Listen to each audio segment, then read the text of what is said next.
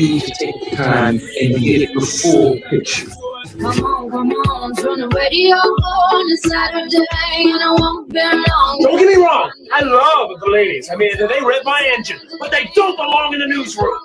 It is Anchor Man, not Anchor Lady. What do you want from me? I'm not married to sweet. For this sake, kid, keep your voice down. Your phone is listening to the radio. I'm not married to sweet. This is the Annie Frey Show. Well, giddy up. It's the Annie Frey Show. John Hancock in for Annie Frey. I'll be with you for the next 3 fun-filled, action-packed, dynamic hours here on 97.1 FM Talk. Wiggy is over there. Wiggy, how you doing, brother? Good. I'm looking forward to this. It's going to be like an Avengers movie when you're in here. How about It's action. It's nonstop. The graphics are amazing. And then after the show, if you wait for like another 10 minutes, he's going to have some bonus content. That's right. Yeah. He's just going to break into Mark. This is our guy over here. This is Jake operating the board. Jake on the board. Jake's here today. Yes. Normally I'm outside, so this is weird. There are windows in here, which is neat. Normally I have to look through other studios to see the outside, but this is nice. Welcome in, Jake. What's your story? Where are you from? Well, normally I do nights over on Y98, our sister station. Okay. Yeah, so I'm a music station guy, but I do a lot of producer work here as well. So you're a musician yourself? I am a musician. You look like a musician. Do I? Yeah. What gives it away? Are we on the cam here? He's on the camera. He's on the live stream. The Annie Frey Facebook page and YouTube page. And we're on the YouTube thing. Unbelievable. All right, Jake, what do you play?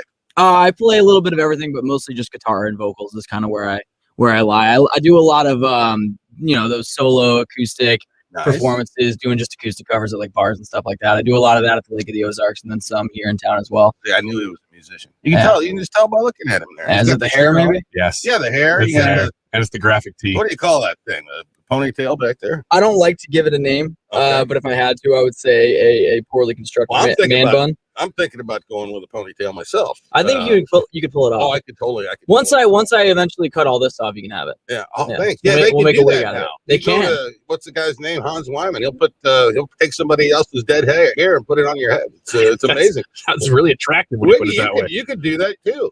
Yeah. Well, I'm thinking about just growing mine out like you, maybe just in the back. Huh. Party in the back, nothing on top. I like it. That's kind of the Larry David kind of look. So we're sitting here. It's the Annie Frey Show. It's Tuesday morning after the 4th of July weekend. It was a great weekend. And, I'm thinking, what the heck we're going to talk about? Well, I asked my buddy to come in. So some of you may know my buddy, Michael Kelly. He's half of Hancock and Kelly, and he's kind enough to join us. What's cooking there, big boy? Not much, man. I had a great holiday weekend, and this is my first appearance on 97.1 ever. And probably the last time that I'll be on. But I'm grateful to be with you. I, too, was on the Merrimack River this weekend. I heard you were on the Merrimack River. Well, not on the river. I was looking at it. Yeah, I was looking at the river as well. Oh. And the amount of fireworks displays going off out on the river out there. Oh, yeah. Now, you were out on the river, correct? Yeah, we had big fireworks where I was. Yeah, same with my deal. I went to a really cool party that just a family get together that I happened to be able to get to go to, and there was a huge display. And was it like way out in Glencoe? St. Clair. Oh, it was in St. Clair, so Missouri. Franklin County. Yeah, it was quite a ride down there. But that's God's country, man. They vote Republican out there. Yeah, no kidding. And boy, did I hear it. A lot of people out there quickly came up to me and said, "Boy, I love your show. I actually only like Hancock, but grateful that I get to listen to you." So I imagine that I'll get the same reception. Well, I appreciate you hanging out. Happy to be here, and I read something coming in here that frankly, I don't know what it means. But, we're getting into all of this alphabet soup with your sexuality stuff. You got the L over here and you got the G and the Q and all. I don't know it at all. But a new one hit me today. Andrew Cuomo, the governor of New York, his daughter has come out as let me get this right here, a demisexual. She's only attracted to me more. I think that's right. I love that. More demigods. So I don't what know. Does that even I don't mean? know what it means. So I just Googled it. 241-9797. If you can help me with what the heck is going on. Michael Kelly just Googled it. So I also Googled it, but he beat me to it. But I don't know exactly what any of these words mean. All it right. says gray asexuality. or gray sexuality is Gray. the spectrum between asexuality and sexuality. Uh-huh. Individuals who identify with gray asexuality are referred to as being gray A or gray ace. So Right. essentially what demisexual means is that Okay. someone doesn't Okay. experience any kind of sexual attraction towards somebody until they've formed a strong emotional bond first. So like it's like the physical attraction comes after the emotional connection. So the fact that I see Charlize Theron and I find her to be attractive, You're would not- be- yeah, I would you're not not a- be. Well, I don't asexual.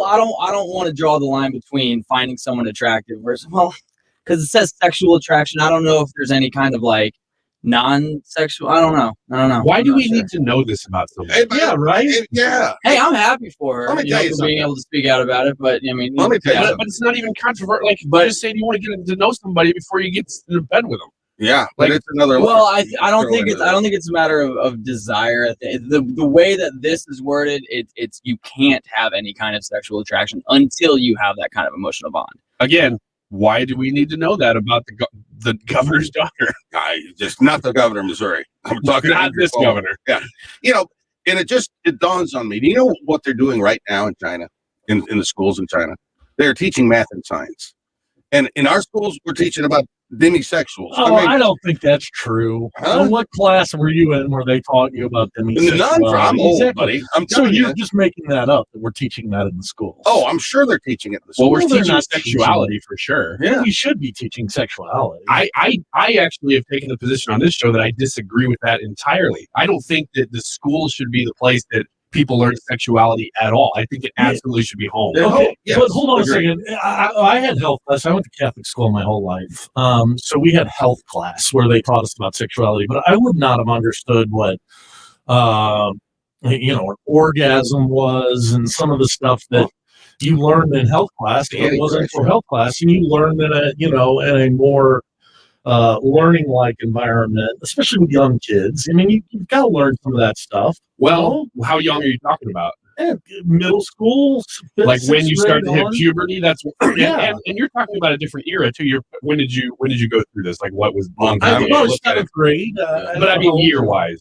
So in the 80s? yeah, 2008, my man. early 90s. See, that's my point though. If you're teaching strict science, that's fine. Yeah. If you take all of these sort of pressures of emotional anything out of it and say this is the science of sexuality, Yeah, that's This is where completely babies fine. come from. That's This is how they're completely made. fine with me. Well, sure, but I Completely think one of fine. the other benefits of health class that everybody argues for is learning the science behind it, sure, but also the responsibility that comes with it. And I feel like, I don't want to say like emotions have to be brought into it, but it has to be some sort of factor that's brought up. Like, hey, here's how it works. Completely disagree that we shouldn't be having any sort of emotion or sort of pressures on it. Strict sexuality. Let everything else involving morality be taught. So at do all. you think but does that mean that you could teach like what it means to be heterosexual and what it means to be gay? I don't think so, because then you're talking about morals. I mean, I guess you could strictly say this exists. Because But it I don't. exists in the animal world as well. Yeah, but I don't know that. Yeah. But Yeah, my that's- point is yeah. that we can't do this now. It's impossible. This will not happen in today's schools. Like it is impossible to keep any sort of judgment on the things out of the text of the science. And nothing. I mean, this is a highly moralistic topic, and those values should be transmuted at home. But I the agree with idea you. that lesbianism or being gay or being straight exists, do you think that's a moral conversation? I think it's just plain animals. I mean, it exists in nature too. Being gay and having gay sex as animals. I may be new to this conversation, but You see it with dogs all the time, dude. dogs. Yeah. I don't know what you're watching online, but we don't see that with dogs. No, Yeah. I'm just kidding. But do you think that it can stop there? Because my point is that it won't stop there. If you could teach it straight science, this happens, this exists, that's okay Look, with I me. went to a But it Catholic won't happen school. that That's way. how they taught it to us. They surely weren't encouraging us to have sex. But that's my In fact, they were point. But that telling us in the 80s, I think that was a thing. Even when I was in school in the 90s, it was pretty much factual.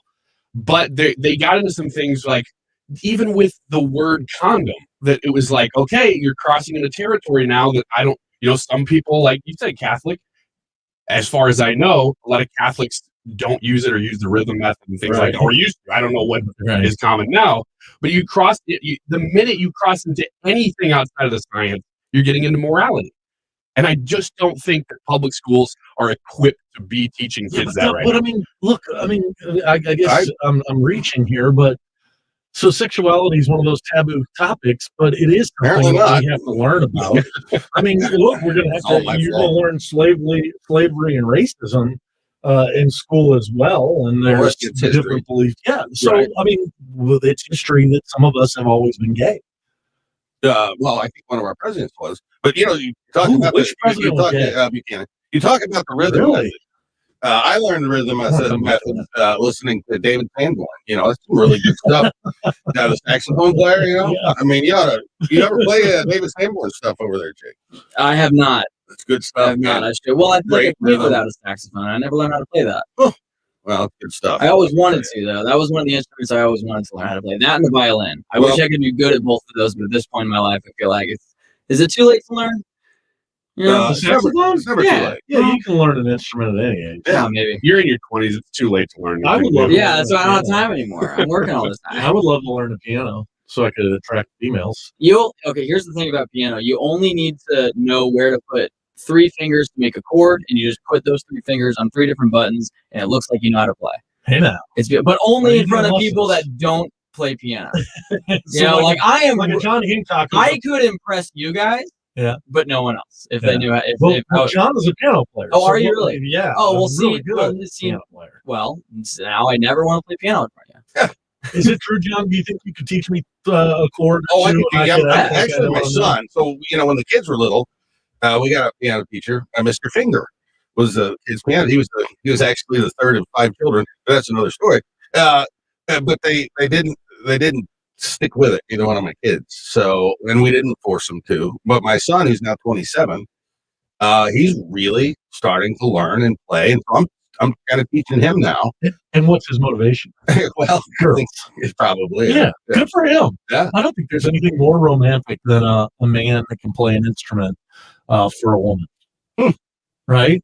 I guess I would think same thing would go for a woman. Like if I had a woman that could play the piano and wrote me a song, that would be romantic. But I think it's particularly romantic if a man can play an instrument. I for a woman. actually, and you were there at my daughter's wedding. True. I composed the music that we went down the aisle to. Oh, no kidding. Yeah, That's awesome. string quartet. Man, I orchestrated it. Whoa, Yeah. orchestrating a string quartet. Yeah. How long was the aisle? Because that's what we ran into. It was like 10 seconds, and that was it. Okay. Yeah, so we did have an issue with it because we were kind of standing there, after we got up front, and my daughter's looking at me, rolling her eyes, Well, it was a long song. Yeah, You guys may have scampered down the aisle.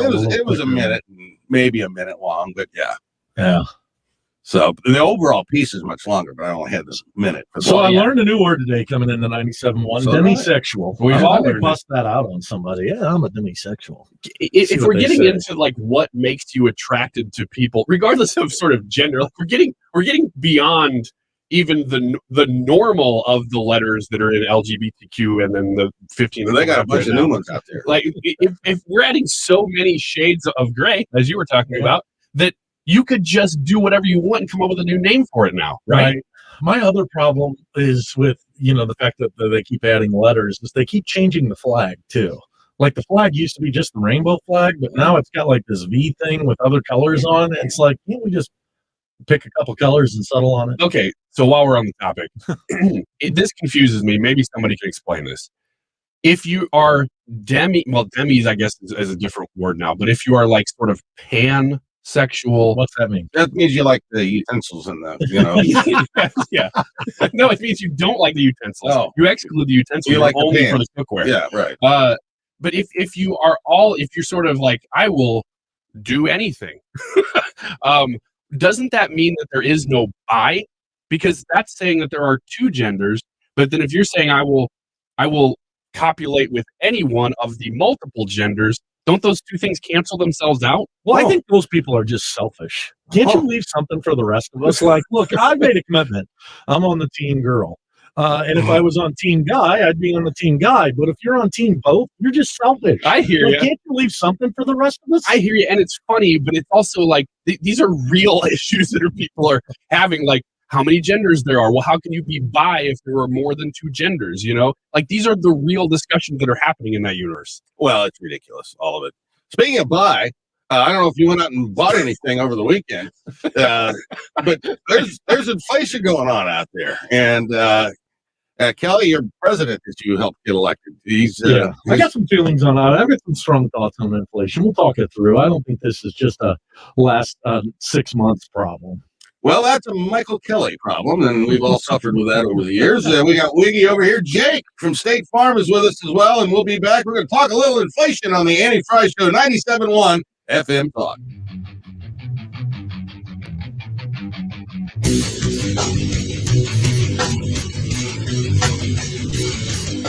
Tune in to Right at Home with Rich every Saturday from noon to 1 p.m. This Mosby Building Arts Home Show covers topics ranging from design and architecture to remodeling and home maintenance. For answers to all of your home questions, don't miss Right at Home with Rich, brought to you by Mosby Building Arts. Doing a home loan or a mortgage refinance with Stewart's American Mortgage is probably crossed your mind if you heard me talking about my friend Stewie. The fact that I did a refinance with my home in 2019, the fall of 2019, rates are lower. I could refinance right now, actually, and get a lower rate than I did then because they've just continued to go down. I trust Stewie. And when I went through the process, he walked me through every single detail of what was going on and helped explain what the process was. And we were able to lower our monthly payment pretty significantly. If you are in the market for a refinance, I want you to consider the Bagel Loan with Stewart's American Mortgage. If you are in the market for a new home, I want you to consider the Bagel Loan with Stewart's American Mortgage. He can save you on all of those fees that other lenders are going to charge you for and get you into those historic low rates. 314-324-4440. That's 314-324-4440. Call my friend Stewie. Tell him Annie said hello. You can Google the Bagel Loan. NMLS number 226715. Hey, it's Mark Reardon for CertaPro Painters, and if you have a painting job that's on your to-do list, don't do it yourself. You're going to do something that's a lot more fun than painting, and you're going to go with CertaPro Painters, and they're going to do a great job. They're going to knock it out of the park. This is for house painting, commercial painting. They do it all. They transform homes and businesses by providing expert services with a proven process. Each CertaPro Painters business is independently owned and operated. Get started today. A free estimate is just a couple of clicks away. CertaPro.com. That's CertaPro.com. Certa with a C. Get with CertaPro today. Tell them that I sent you over. CertaPro Painters. It wasn't that long ago I wasn't able to sleep in my own bed. Technically, I still had a bed, but because of my wife's struggles with CPAP, I was the one having trouble sleeping. The noisy machine, her constant tossing and turning. I had to move out to the couch, out to the recliner, out to my son's bunk bed. That is until she started using Inspire, a sleep apnea treatment that works inside her body with just the click of a remote. Now I'm back in bed with my wife and our 100-pound lab. Good boy. Get back to sleeping in your own bed with Inspire, a sleep apnea treatment that works inside your body with just the click of a remote. That's right, a button. As you sleep, Inspire keeps you breathing normally and sleeping peacefully. No mask, no hose, just sleep. To learn more, visit InspireSleep.com. That's InspireSleep.com. Inspire. Sleep apnea innovation. Inspire is not for everyone. Talk to your doctor to see if it's right for you and review important safety information at InspireSleep.com. Small business owners know cutting costs without cutting quality is tough. How do you trim expenses without hurting your business? Easy. Get Spectrum Business. Call 888-489-2212. Switch to Spectrum Business and you can get the best internet and phone services for half of what you're paying today. Cutting costs can be easy when you get Spectrum Business. Just call 888-489-2212. Restrictions apply. Call for details. More than ever, this is where St. Louis is coming to talk. If your company promotes a policy like this, are you going to comply? Maybe it's your belief that it's none of their business. 97.1 FM Talk.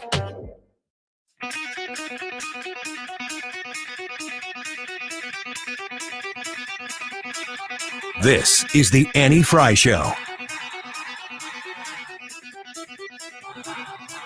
Nice. Little guitar riff there. Very nice. John Hancock in for Annie Frey on the Annie Frey Show. Joined here by my good friend Ryan Wiggins and Jake over here. Hey. Working the board. Thanks so much. Michael Kelly is alongside my my partner over on the other side of the building. Hey now. Thanks for having me over, guys. Delighted to have you. So Wiggy and I were talking, and he did a little shopping over this holiday weekend. It's a great weekend, by the way. I love the 4th of July. But the prices are going up, man. I went to the grocery store myself, and it's really, you feel it now. Yeah, I heard, I think it was Mark Reardon last Friday talking about Nathan's hot dogs and how much better they are. And so I was like, well, I'm going to try some Nathan's hot dogs, but they were like $7. And I didn't know, I don't have the comparison whether that's normal, but I do know the normal ones that I normally get for like $1. Yeah. They were more than $1. And that was the case across the board with everything, no matter what, if it was 4th of July stuff. Fireworks are, no pun intended, through the roof. Yeah, right. And I think that's partially because of a shortage of workers making the fireworks this year. Mhm. And maybe it had something to do with China too, and supply lines. There's a lot going on there, but everything's more than it was. Yeah, and good luck buying steak. I mean, gosh, it's like an arm and a leg if you want to have a fillet or something like that. Oof. It's not good. Chicken's gone through the roof. I think we're getting double hit. I think we're getting hit by both inflation, so the power of your money isn't going as far, right? And the fact that we're having such a worker shortage in some of these, especially meat processing plants and butcher whatevers, that they're having trouble keeping up with the demand. So the supply is low. That's driving prices even higher than even just regular inflation would. So it's a double whammy. Yeah, I just and the way we are spending. And it's not unique to Joe Biden. We've been spending ridiculously for a while. And I hope that, conservatives will have the ability to shut down on this multi-trillion-dollar thing he's got beyond infrastructure. But I just don't think we can sustain this as an economy. Michael. Do you think some of the conservative arguments against spending kind of went out the door during the Trump administration, though? Isn't it hard to sit here and you complain about spending that came from Joe Biden when there really was no discussion from what I consider to be fiscal conservatives about the way that Donald Trump spent? Well, what certainly ceased during the Trump administration was any conversation about reining in entitlement spending. And that's something that fiscal conservatives have been harping on for, years now, that there really is no controlling federal spending if you don't rein in entitlements. The non-defense discretionary spending, which is most of what Biden is proposing, that's a very small part of the budget. And the defense, some liberals want to cut defense, but generally speaking, there's general agreement that we need to fund our military, right? Right. So the other problem we have that's contributing to inflation, John, and you and I've spoken about this in the past, is since the economic crash in 2008, we have hauled the spigots on. We've done quantitative easing. We've taken interest rates to zero. I mean, these were all drastic measures that were used to inject immediate liquidity into the economy. We've never ratcheted those back. No, that's right. They went on the entire Trump administration. They started during the beginning of the Obama administration. Right. So almost 8 years during Obama, and then now we're continuing. And then you couple the fact that Joe Biden comes in with majorities in both the House and the Senate. Democrats are going to spend, and they want to see some of their priorities happen. At the same time, we do have a perfect storm that's about to happen. A combination of our spending coupled with the fact that we've been using every tool in the tool bag to help the economy. For lack of a better word, we've been juicing it for almost 2 decades now. Yeah, I think there's a lot of truth to that. And, there's a different opinion on deficits and the impact they have. It seems to me common sense is that at some point you got to pay your bills, right? The bills come due. There are economists out there on the left, though, that basically say debt doesn't matter. Right. And that's not only on the left, it's a growing thought of economics. And I don't get it. I mean, we all can't just decide, hey, we're just going to keep spending and putting on the credit card. We know that someday we're going to have to pay the piper. Right. But there really is legitimate economists saying that, what are we borrowing from? We're borrowing nothing. And this isn't something we need to worry about. And, a lot of people maybe in the Trump administration may have acquiesced to that thought process as well. Michael Kelly, let me ask you a question as somebody who's kind of on the other side of the aisle than usually. I am on very much on the other side of the aisle from us. Is this a conversation? Is fiscal responsibility at a government level, especially not just at a personal level, but these big government programs, is that a conversation that even happens on the left? Because I don't hear it if it does. Yeah, I think it's a hard conversation to have right now because we're hearing it from a lot of the people who looked the other way for the last 4 years. So when we look at what's happening, this is our opportunity to actually see investment in things that we care about, which is workers on the low end of the scale and unemployment and a lot of the social safety nets. So when we all of a sudden get lectured about, oh, we're spending too much, it's like, hey, wait a minute, guys. When we were handing away money to some of the world's largest corporations, where was the lecture then? And so from a Democratic perspective, it's, hey, we want our pound of flesh as well. Of course, tax cuts ultimately pay for themselves because they produce economic growth. And that's the philosophy that I hold. That when we patched that $2 trillion hole that we did yet from the tax cuts that we made at the beginning of the Trump administration? Well, we went through COVID, buddy. I mean, we spent over $1 trillion bailing out everybody out of COVID. I guess where I'm at is, do you guys remember when the hurricanes started happening? This was right when Barack Obama first became president. The hurricanes happened. We had these natural disasters, and all of a sudden Ted Cruz and others are like, wait a minute, if we're going to spend to fix the hurricane problem in New York, we need to make cuts elsewhere. Then the Trump administration comes along. Not only did we not make cuts elsewhere, we wound up spending more. Now my side wins. We want to get our pound of flesh. We want to see our programs come forward, and suddenly y'all are coming forward with your concern about spending. Can you understand? So you're saying, hey, I don't even hear this conversation happening on the left, but I think it's almost a knee-jerk reaction. It's like, really? You're going to lecture us about spending? The reason I asked you that question is because this is a conversation that we had. I mean, we have it all the time. So regardless of who's in charge, we get angry at our own leaders on the right for not being more fiscally responsible. I mean, I want to see a balanced budget amendment in every state, but these things just aren't talked about. But we sort of at the grassroots level do talk about them all the time, and we're pressuring upward. Are we at a point, guys, where to make these cuts, both sides are going to have to bleed? I mean, you're all going to say, oh, well, we ought to cut programs. I'm going to say we ought to cut defense. I mean, when we're in the hole that we're in, isn't this both sides of the aisle are going to have to feel the serious pain? There were two policy changes. There were two policy changes that in recent years that have really exacerbated this problem. We used to have a pay for rule so that if you were proposing new spending or reducing taxes, you had to find a mechanism in the budget to cover whatever the cost that was going to be. Okay. That went away. Right. And then we had, which I thought was one of the most effective budgetary tools in my lifetime, something called a sequester, where when you go through the annual appropriations, you cannot raise the spending, and it sequesters the funds. And if revenues go down, it sequesters the funds. It didn't balance the budget, but it kept spending in check for a period. Those two tools are gone. And they were, and both parties had a hand in killing those. So what's the solution here? We all know that we're spending like crazy. We've got to stop spending, but stopping spending is not going to fix this alone. We're going to have to make some hard cuts, not only maybe on, like you say, some of the programs, social entitlement programs, but potentially on defense as well, at a time that we're watching a new nation state really emerge as the emerging power who is investing billions and trillions of dollars in defense. Yeah, and China's a real threat. Russia is a threat to its neighbors, but they're not really the kind of geopolitical threat they once were. But certainly China is emerging as a real threat to our national security. And at a time like this, I just don't see that massive cuts to defense spending are So do you really want to fix the spending problem if you're not willing to cut defense as well? Well, you've got to, if you open up entitlements, are you willing to raise taxes to increase defending? If you open up entitlements, I would put everything on the table. All right, let me ask you this. I've worked my whole life paying my Social Security tax.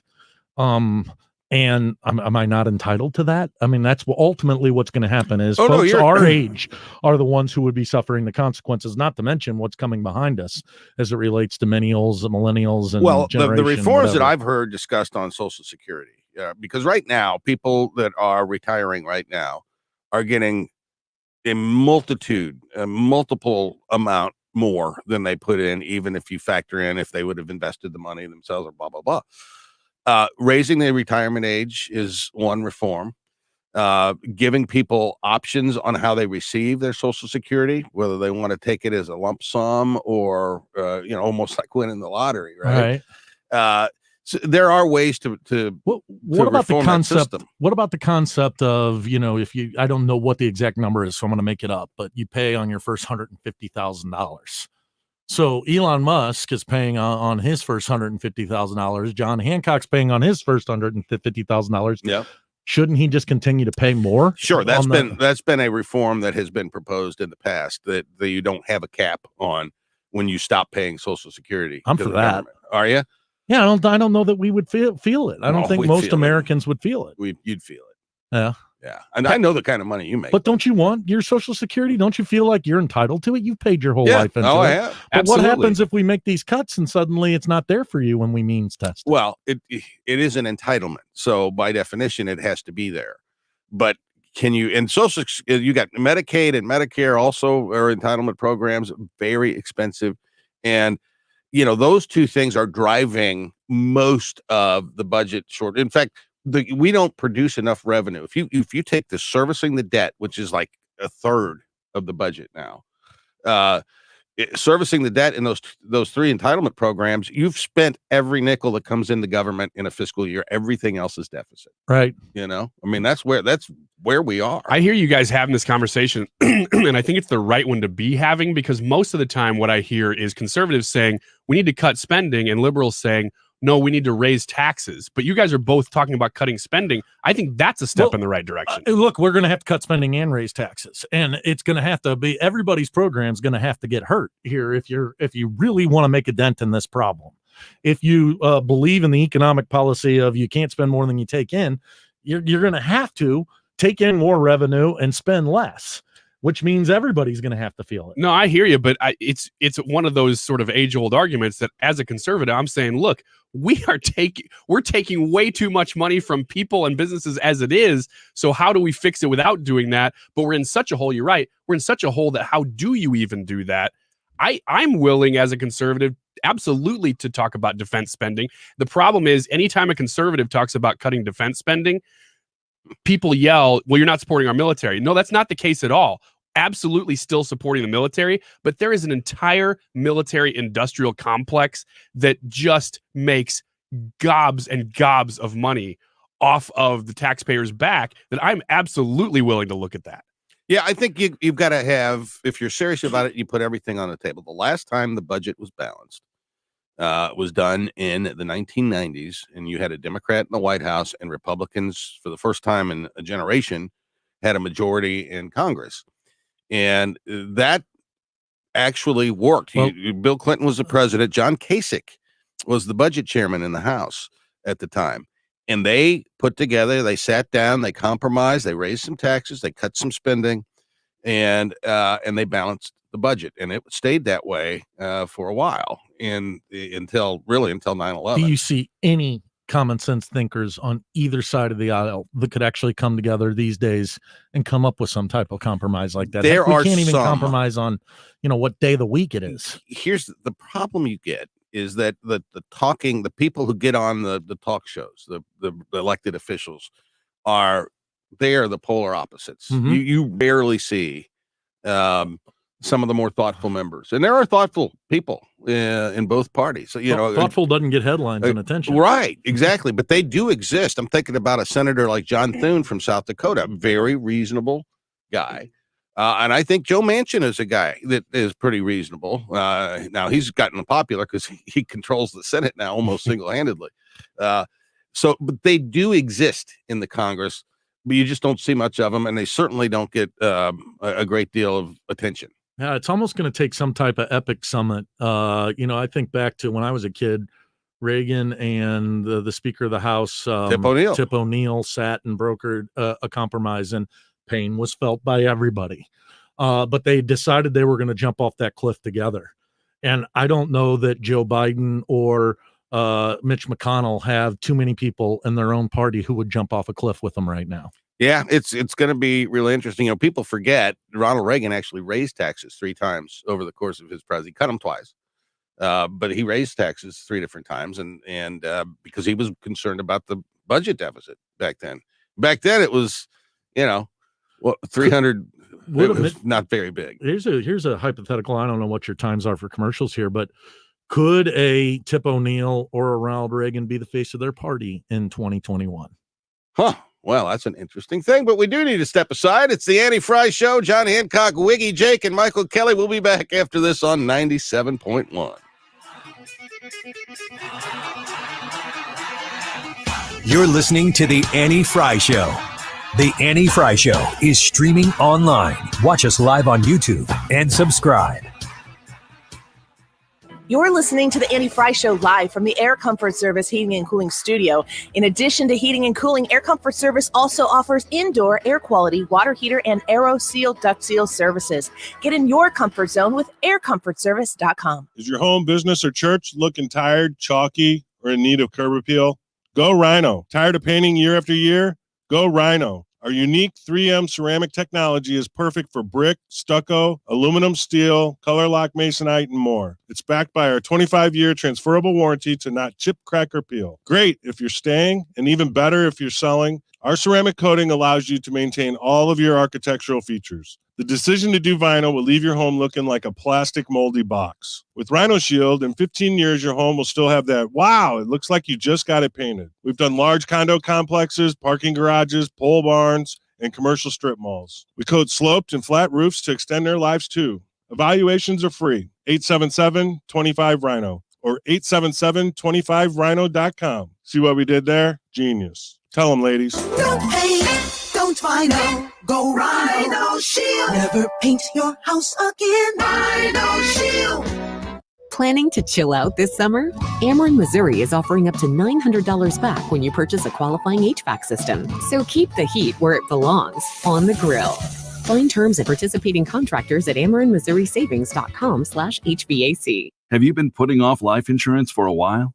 With the long application process, medical exams, and blood tests, it's no wonder you put it off. It can seem so confusing, expensive, and time-consuming. But Ethos is a new kind of life insurance. Ethos is built with you in mind. Instead of a medical exam, you only have to answer a few health questions. Our application is 100% online and can be done in about 10 minutes. You might even get same-day coverage. At Ethos, we match you with the right policy and the right price for you from top-rated carriers, with no medical exams and no blood tests. Now you can spend less time sorting through confusing paperwork and more time with the loved ones you want to protect. Go to ethoslife.com today to apply in minutes. That's ethoslife.com. Ethos Technologies, Inc. operates in California as Ethos Life Insurance Services. Not available in all states, and price is subject to underwriting and certain health questions. 97.1 FM Talk is now streaming on the Odyssey app. It's your home for streaming The Mark Cox Show, Brian Kilmeade, The Annie Frey Show, and Mark Reardon on your phone. The Odyssey app for streaming 97.1 FM Talk. And we're back. John Hancock in for Annie Frey. She's taking some time off to be with baby Molly. Just had, her fourth child. Is that right? That's right. Man, that's a lot of kids. And going well. I've talked to her a couple times, and she said she's misses this, so she misses talking to you guys, but I think she's also enjoying herself. So, well, yeah. And, man, 4 kids. That's just, I had 2. And how many you have, Wiggs? I have 3. You have 3. Okay. So you're kind of right in the middle. And Kelly over here. 0, brother. Wow. I am. Hell yeah. I'm one of 6 kids, 5 sisters. I'm the only one who can keep the Kelly name going. I had to deal with that Catholic guilt, but that's the reason I get to travel and do the things I do. Yeah, this guy's lifestyle, man. I mean, I live vicariously through him. So, he's single. He's got no kids, makes good money. He travels and does. I don't have to pay tuition, brother. I know. Car insurance, or how about when they call and Dad, I popped my tire. I don't know what to do. I don't have $300. I've been there. And you're like an ATM. Yeah, and the car dies, and so they need a new car. I mean, I've been through all of that. My kids now at least are self-sufficient. Yeah, they are. You got good kids. I did. I was very fortunate, and so. But anyway, you do have quite the life there. Where was your most recent trip, Kelly? I was down in Florida. I went down there with a couple of my brother-in-laws. In fact, I was in Palm Beach right after the collapse of the Surfside, and I was telling everybody on Camel X Do you all remember, right, like after September 11th, when you were driving anywhere and the gas stations and stuff, there were places to throw money in for, that's what's going on right now in South Florida. And then particularly on the East Coast, I'm saying from Miami all the way up to, heck, 50 miles north of West Palm Beach, it is high rise after high rise after high rise. And so there is a panic going on around South Florida as to what this means. We don't really know the details yet. Was this a structural issue? Was this a building code situation? Or could it have potentially been a sinkhole that they're thinking may also be a theory? And so South Florida is going crazy. And then I spent a day or two in the Bahamas for my birthday, buddy. Yeah. Isn't that, I mean, what a life. Yeah, but let me tell you, traveling internationally is not easy right now with the whole COVID situation. And then it's illegal to have a COVID passport in Florida, so you have to apply to the British Virgin Islands government and go through all this rigmarole that didn't normally exist. Or you just get a canoe. Speaking of COVID, so I'm vaccinated and I haven't worn a mask in weeks and weeks and weeks and weeks, and I'm not even worried. I mean, it's just not even a thought anymore, which is great. And I texted a buddy of mine from Springfield. They're having this outbreak in Springfield right now. And he's suffering with COVID right now. And he got the vaccine in April. Wow. So that made me pause. So because I just assumed if you get the vaccine, it's supposed to be like 99 or whatever it is %. Keep you from getting it, but you can still get it. And my understanding is a lot of what's happening, like Hideki Matsuyama, the man who won the Masters, just got diagnosed with COVID. He'd had the injection. So apparently you can still contract the virus with your immunization, but it's supposed to lessen the effects of it. Oh, my buddy's pretty sick. Scary. Your buddy's saying, "Hey, I've never felt worse." Yeah, he's sick, and that scares me. Yeah. Had he had COVID yet, though, or just been vaccinated? Just been vaccinated. Yeah. See, we talked to a doctor sometime last week who was talking about this, about natural immunity, right, being probably better, superior, than the vaccination, right, and especially against the variants. But she was also saying that when you get a variant, and everybody's case is going to be different, just like COVID, everybody's case is different. I had it, and it was like no big deal. But the variants are lighter, so they're more infectious, they're more contagious, right? But they're also less severe. And that's what apparently all viruses do. It's not just coronavirus. Every virus does that, where they mutate down, but they mutate to be more contagious, basically to extend their own life. Well, it's interesting. It just gave me pause because I just have assumed now all these many weeks that I'm bulletproof. Well, and now they're coming out with these health mandates now again in the city and the county that you should wear your mask and stuff. I'm not doing it. I went to the grocery store the other day without wearing a mask, and I kind of feel like, hey, I've done my part.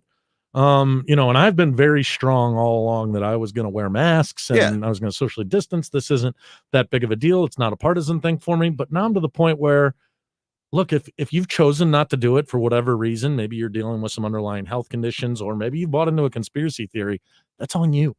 I kind of have done my part. I've worn my mask. I've done my things. I will say though, you do look better with a mask. So do you. But do you kind of get my point? It's like there's a big push right now happening from government telling us, hey, we all need to be focused on this again. And I'm kind of done with it too. I'm done. Yeah, I agree with that. And but I do feel sorry for these healthcare workers, because in Springfield, Missouri, they are overwhelmed. Yeah, it's bad down they there. don't have what they need. They're begging for healthcare workers to come down there. And these people, they didn't do anything except show up for their job. And in a lot of instances, this is preventable if people would just get the vaccine.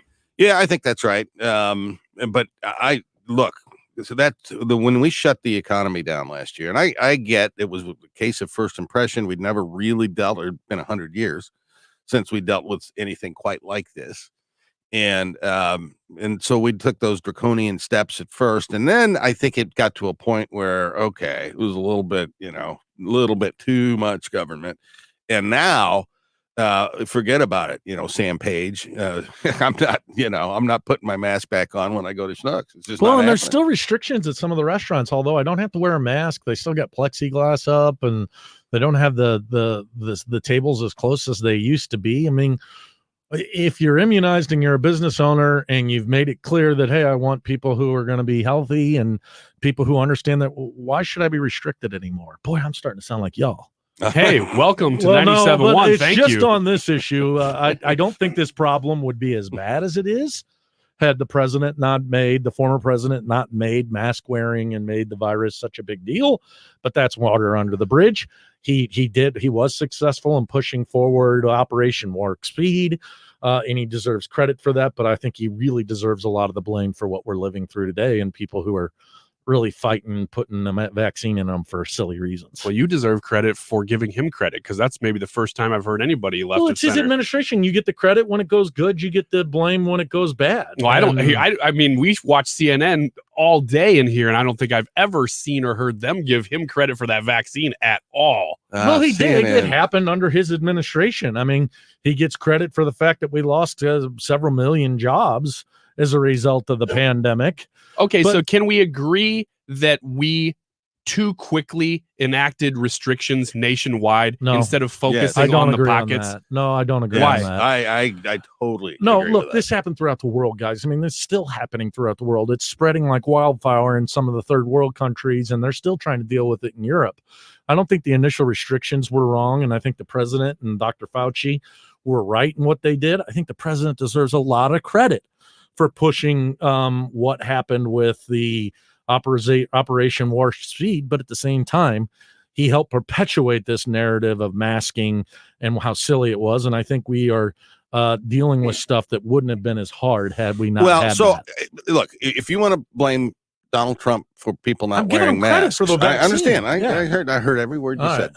So if you want to blame Donald Trump for people not wearing masks, you cannot blame Donald Trump for people not getting the vaccine, because Donald Trump got the vaccine. Yeah, but he never. And I mean, come on, everybody else did that in public and made it a big he got the vaccine. deal. Does anyone not know that Donald Trump got the vaccine? The answer to that is no. Everybody knows that Donald Trump got the vaccine. So, if you want him to set an example and you're upset about him not wearing a mask, he set the example, and you can't blame him for people not taking the vaccine. Yeah, but he went to that Tulsa rally, John, where nobody showed up except the guy that ran Papa John's Pizza, or not Papa John's. What was the Little Caesars? Little Caesars Pizza. He Herman got COVID Cain. and died. He died. And that was at a time that the president was pushing the narrative of enough with the mask. Let's open up our economy. It's going to be open by Easter. Blah blah blah. Well, that I want to make that point too, that you said that, we lost all these jobs under President Trump. President Trump didn't shut down a single job. Wait. That was all Democrat governors. We shut down jobs here in Missouri as well. Look, my point to you was, we give credit to the person who's in charge. We have to give blame to the person in charge, whether he likes it or not. He was president when we lost this those governor millions did of not jobs. shut anything down. He did not. It was Sam Page. Yep. It was the Democrat county executive. And this governor's losing voters by the day who are out there dying. Mike Parson managed COVID as well as it could have possibly been done. I don't think he was vocal enough about it, but I do think that he did everything right. I don't think that he's done a DeSantis and said, here's why we're doing what we're doing well enough. Yeah, but I do think he's done a great job. DeSantis, by the way, I think is distinguished himself pretty well in the way he's handled this tower collapse. And, he's becoming a real force in our party. Well, and he wasn't afraid to wag his finger at the former president either about his Sarasota rally. I mean, I think DeSantis is really drawing the line between him and Donald Trump. That's going to be fascinating to watch how that happens, because I had lunch last week with somebody who had lunch with Donald Trump, and it was a small group, 12 people. And he said he is absolutely convinced that Donald Trump's going to run in 24. Really? So, does a DeSantis take that on if Donald Trump's in the field? Because I think just as doing politics for a living, which is what I do when I'm not here, I don't think Donald Trump can be defeated in the Republican primaries and caucuses. I don't think he can win a general. I don't think he can win a general either. Now, I think the only person who could defeat him is DeSantis, who won't run if Trump runs. I think that's probably right. I think that's probably right. But I mean, but he seems to be drawing some line in the sands with the former president. I think he rode that horse as long as he could. And now it's time for him to spread his wings, and this is his shot.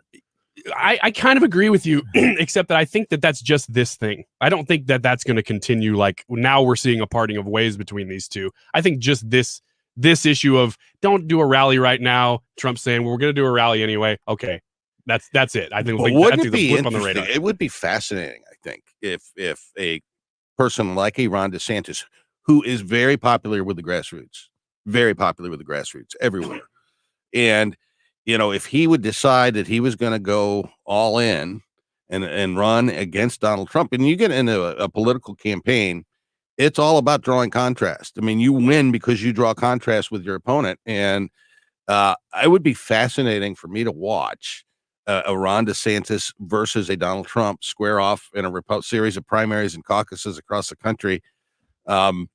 Wow, that would it would be tough to draw contrast between them, because I think a lot of what Trump did economically, especially, and some things culturally, like coming against critical race theory and some of that stuff,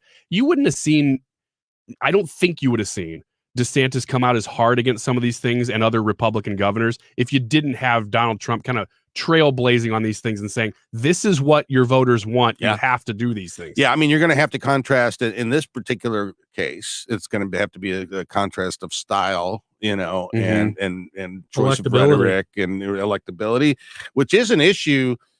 Electability is an issue that I have seen work in primaries before.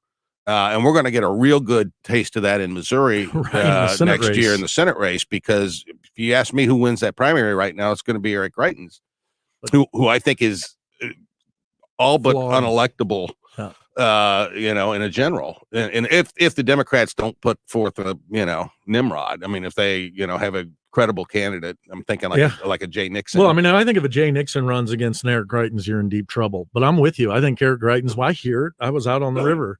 I heard it from people telling me how great Eric Greitens was and all this other stuff. And I'm thinking, this guy can't. I think those voters are out of touch where suburbia is. And I think they are in the same place with Eric Greitens they were with on Donald Trump. It's really interesting. Those numbers are hurting. We're going to have with us next hour Congresswoman Vicky Hartzler. She's in the Kansas City area, but she announced last month that she was a candidate for the U.S. Senate. So we've got 4 candidates in that race. You got Eric Greitens, Attorney General Eric Schmidt, who I'm trying to get on for Thursday, Mark McCloskey, who we had on last time I was here, and then Vicky Hartzler. She's the only female in the race, and she did a piece on Newsmax over the weekend, and she came right out and said that Eric Greitens is not electable, and really took it to him, and it was very interesting. I'm going to ask her about that. That's going to be a fascinating race, and that's a race where electability, I think, will be on the table on the issue. I also will be interested if being a female is a discriminator in a Republican race, because in a Democratic primary, that would elect her. Yeah. It's less impactful than a GOP primary, but it's worth a point or two. Yep. Certainly can be.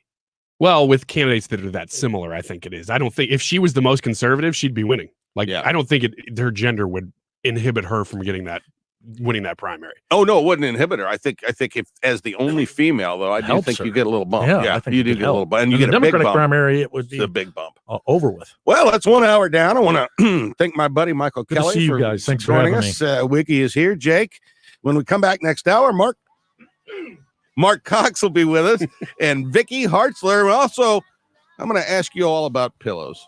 That's next on the Annie Frey Show, 97.1. Hey, you know the saying, what happens at the barbecue stays at the barbecue. Hot July days are best enjoyed with friends, family, and of course, grilling your favorite barbecue treats. But before you know it, sticky fingers, falling utensils, and spilled sauces somehow always make their way into your home. Lucky for you, Zero-Res can get it out with carpet, tile, area rug, and upholstery cleaning services. Zero-Res has you covered for whatever messes make their way inside your home this summer. They have experienced technicians that know how to best clean and care for each of those unique surfaces in your home with their patented cleaning system. And don't forget about the air ducts. Your air ducts are like the lungs of your home. If they're dirty, your indoor air quality suffers. According to the EPA, indoor air may be 2 to 5 times, sometimes more than 100 times more polluted than outdoor air. Trust the team at Zero-Res to get everything clean for you. Schedule your cleaning at ZeroResSTL.com. Ask for the KFTK Mark Reardon special to get 3 rooms of carpet cleaned, starting at just $129. Take $50 off the air duct cleaning, 474-2020. Don't forget to tell them that Mark Reardon sent you. Hi, this is Tracy. president of Acropolis Technology Group. I want to start by recognizing our team's exceptional hard work during this pandemic, and apparently our clients recognize it as well. We were just honored by not winning one Best in Business award, but 4 Best in Business awards. We won Best IT Firm, Best in Cybersecurity, Best in Customer Service, and Best in Value. These 4 awards are a culmination of our team's hard work every single day, all done during the most challenging year we've had in our 24-year history. What these 4 awards tell me is that we are recognized for being experts at our craft. We do it in a friendly way, and I can see value from partnering with us. I can't think of 4 better awards that summarize what it is we do for our clients each and every week. Acropolis has been helping some of the region's best companies protect, optimize, and grow their businesses now for many years. We have done it for them, and we can help you too. To find out more, give us a call or visit us at acropolistech.com. That's Acropolis, TECH.com. Acropolis, it's a better way to manage IT. Every day, someone is cheated out of their hard-earned money. Who can you trust? Hi, this is Secretary of State Jay Ashcroft. All investments come with risk. The Securities Division in my office can help you check out the company, the product, and the people on the other end of the phone. It's simple, it's fast. Go to MissouriProtectsInvestors.com. MissouriProtectsInvestors.com. From the Missouri Investor Education and Protection Fund. Hi, this is Curtis Barks. I am the owner of Complete Auto Body and Repair, here to tell you about our touchless automotive service. If you're experiencing the constant struggles of having the kids home from school or just want more of that family time where you can listen to them teach you about what they do every day, we provide touchless automotive service, return the vehicle to you clean and ready to go in the comfort of your own home. Check us out online at CompleteAB.com for more information. If it's not perfect, it's not complete. Others can't compete with Complete Auto Body. Dad, and service. Oh yeah, and service. KFTK FM Florissant, driven by the Bomarito Automotive Group, 97.1 FM Talk. An Odyssey station. We'll get a COVID update soon from the president. I'm Lisa Brady, Fox News. President Biden is scheduled to speak later this hour as part of his continuing call for Americans to get vaccinated. The president will outline efforts to increase vaccination rates across the country, including getting doses to more primary care doctors and pediatricians as students gear up for fall sports. The administration is working on setting up workplace clinics so people can access vaccines at their places of employment. President Biden is also leaning on door-to-door campaigns and expanding mobile clinic efforts. By the end of the week, the U.S. will be nearing 160 million people fully vaccinated. Health officials say the more transmissible Delta variant is spreading among unvaccinated people across the country. Fox's Rachel Sutherland at the White House, which fell a few points shy of the goal to get at least one shot into 70% of U.S. adults by July 4th. The White House says a record ransomware attack again shows the need for both companies and government agencies to improve their cybersecurity. Spokeswoman Jen Psaki also says U.S. officials will meet with Russian officials next week on cybersecurity issues. The same Russian-based group that attacked meat supplier JBS is blamed for the new hack, exploiting a software tool that's supposed to protect users from malware. The first funerals happened today from the condo collapse in Surfside, Florida, with a family of 4, including 2 little girls, being laid to rest. 4 more bodies have been found, so it's now 32 confirmed dead, dozens still unaccounted for. The western part of the state is bracing for Tropical Storm Elsa. Key West got hit hard during the morning hours. Winds approaching 60 miles an hour.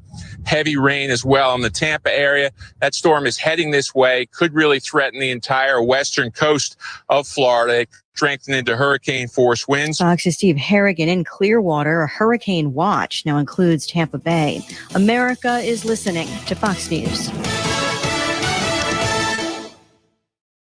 These are tough times, but it's even worse if you're stuck paying endless fees for a timeshare you were misled into buying. Hi, I'm Chuck McDowell, founder of Wesley Financial Group. And now, more than ever, taking care of our physical and financial health has never been more important. If you were told that timeshare was a great investment or your maintenance fees will never go up, you need my help.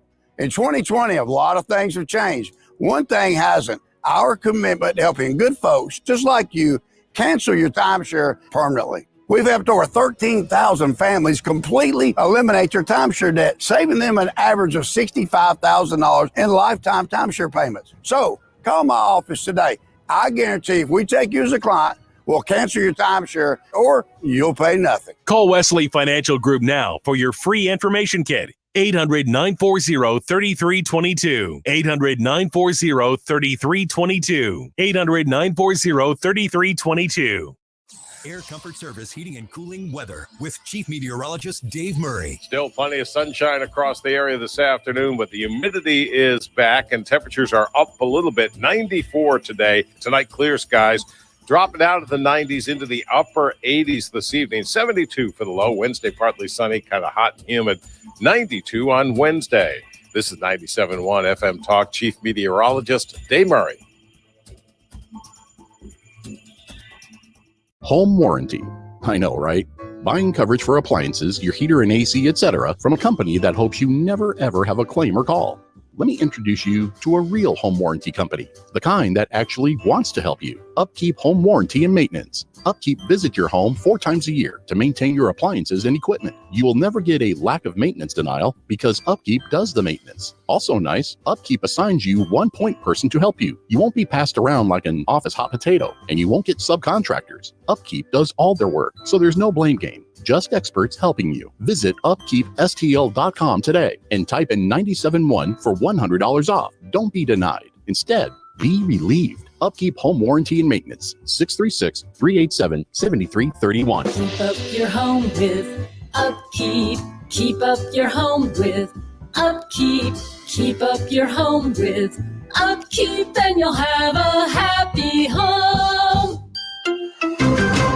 Small business owners know cutting costs without cutting quality is tough. How do you trim expenses without hurting your business? Easy. Get Spectrum Business. Call 888-489-2212. Switch to Spectrum Business and you can get the best internet and phone services for half of what you're paying today. Cutting costs can be easy when you get Spectrum Business. Just call 888-489-2212. Restrictions apply. Call for details. Shane Company has the largest selection of unique ring settings and natural stones, so it'll be easy to create a stunning engagement ring in your price range. Now you have a friend in the jewelry business. Shane Company and ShaneCo.com. St. Louis, I'm Ed Jones, and I'm ready to get back to the track for the 5th annual Bommarito Automotive Group 500 at Worldwide Technology Raceway.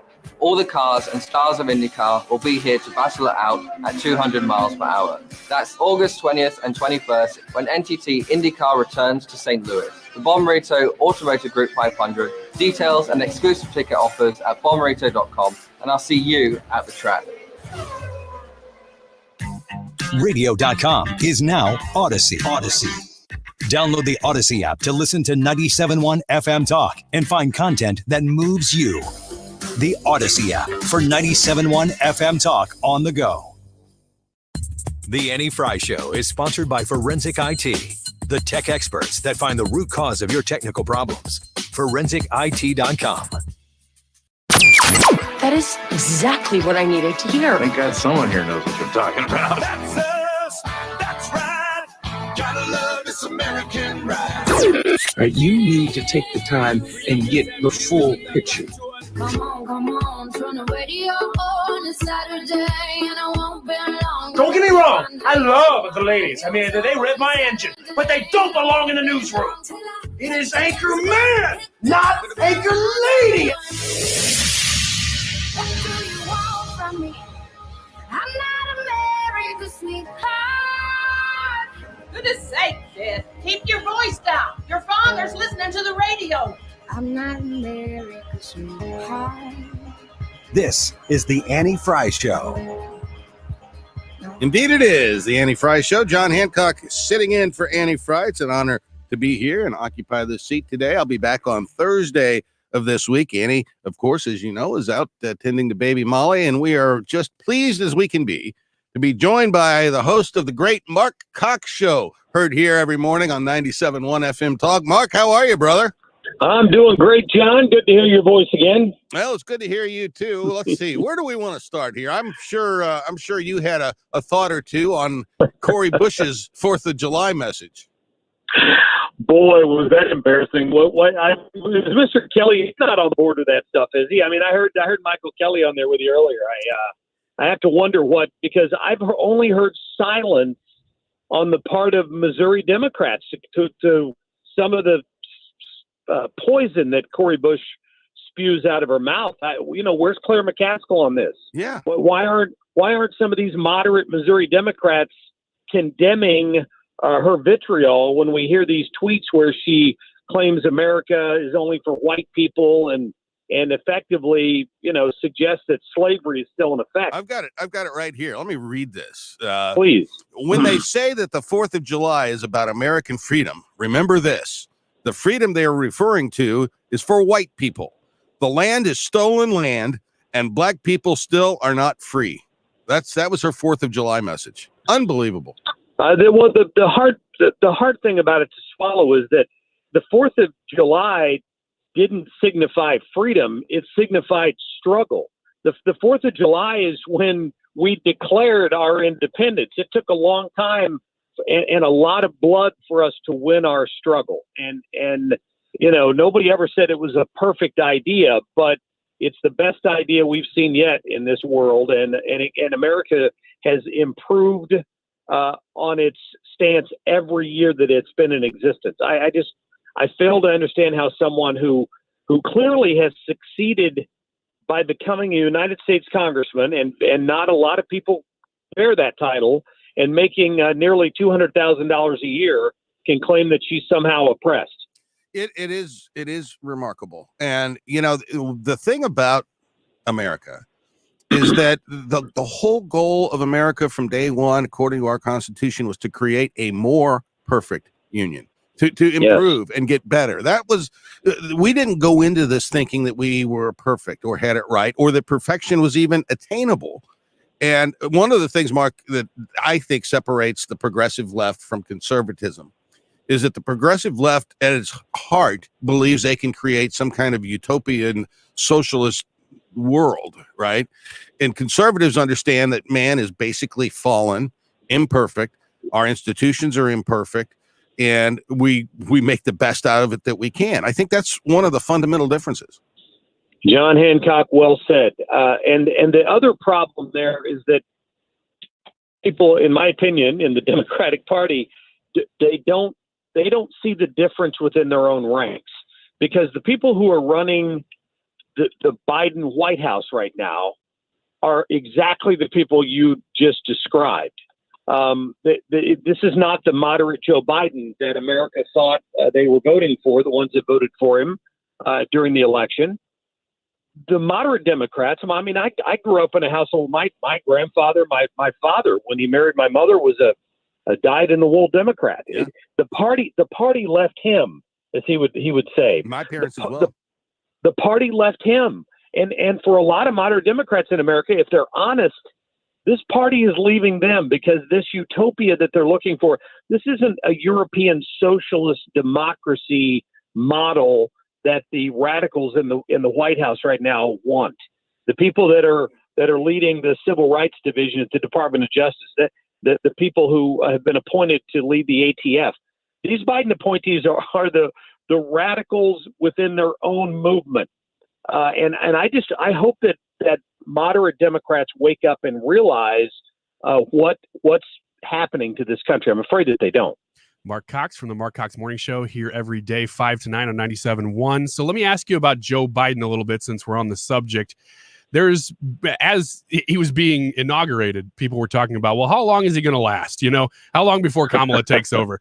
I'm seeing a lot of reports now, though, that the Democrat Party's not real happy with Kamala either. And I don't know if it's just the border or it's the way she presents herself, that they don't think she's maybe the heiress to the throne of the White House that they thought she was. So what do you think is going to happen here? Do you think Joe Biden sees it through for the 4 years? Do you think that he does hand it over to Kamala beforehand, or what? Yeah, I think that's Kamala's worst nightmare, Ryan, that he makes it 4 years and then she's forced to either try to primary him, which I think she would try to do. I could see her doing that. I think she's power hungry for that position. I think it's driven her policy so far as a vice president, right? Everything that she does is about image. The not going to the border, avoiding certain photo ops. I mean, it's all been about image. And I think the Biden people are a little leery of her for that reason. And let's face it, I think we might have talked about this last week. She didn't even get 2% of the vote in her own Democratic primary. Even her fellow Democrats didn't like her during the primary. Now she's in line to be the next president of the United States. So I think they see the problem they have on their hands potentially there, and they probably are pretty worried about it, understandably. Yeah, it's interesting because there's some tension in every White House between the president and the vice president and their staffs and so forth. But generally, the working relationship between the two principals has been good since they started running as a ticket, but I get a real sense that there is a deep and growing divide between the Biden folks in the White House and the Kamala folks in the White House. That's going to be real interesting to watch it play out. This is going to be, if this shapes up like a Kennedy-Johnson relationship, Biden's going to have to start watching his back. He won't want Kamala to be walking by him on the stairs. I would tell him to stop riding that bicycle. I can guarantee you. Hey, something that I caught last week that I found very encouraging. The Supreme Court ruled on a vote of 6-3 to uphold Arizona's new voter integrity statutes. They did that within days after the Merrick Garland and the Justice Department announced they were filing suit against the state of Georgia over its voting things. I think the Supreme Court just dealt Merrick Garland I think they just spat in his face. You like to think so, and I've learned a while back never to read too awful much into these because the next decision I know I'll disagree with. But these voting fixes in these various states, the voting integrity laws, John, they're just common sense. Yes. And they're to correct mistakes that were made in the middle of a pandemic in 2020 to make sure that you can't just send ballots to every person in America whoever may have been registered to vote at some point in their lives. None of this makes any sense. Ballot harvesting is a recipe for disaster. So I just, I was thrilled that they made that decision. And I hope it fired a shot across the bow of the Justice Department.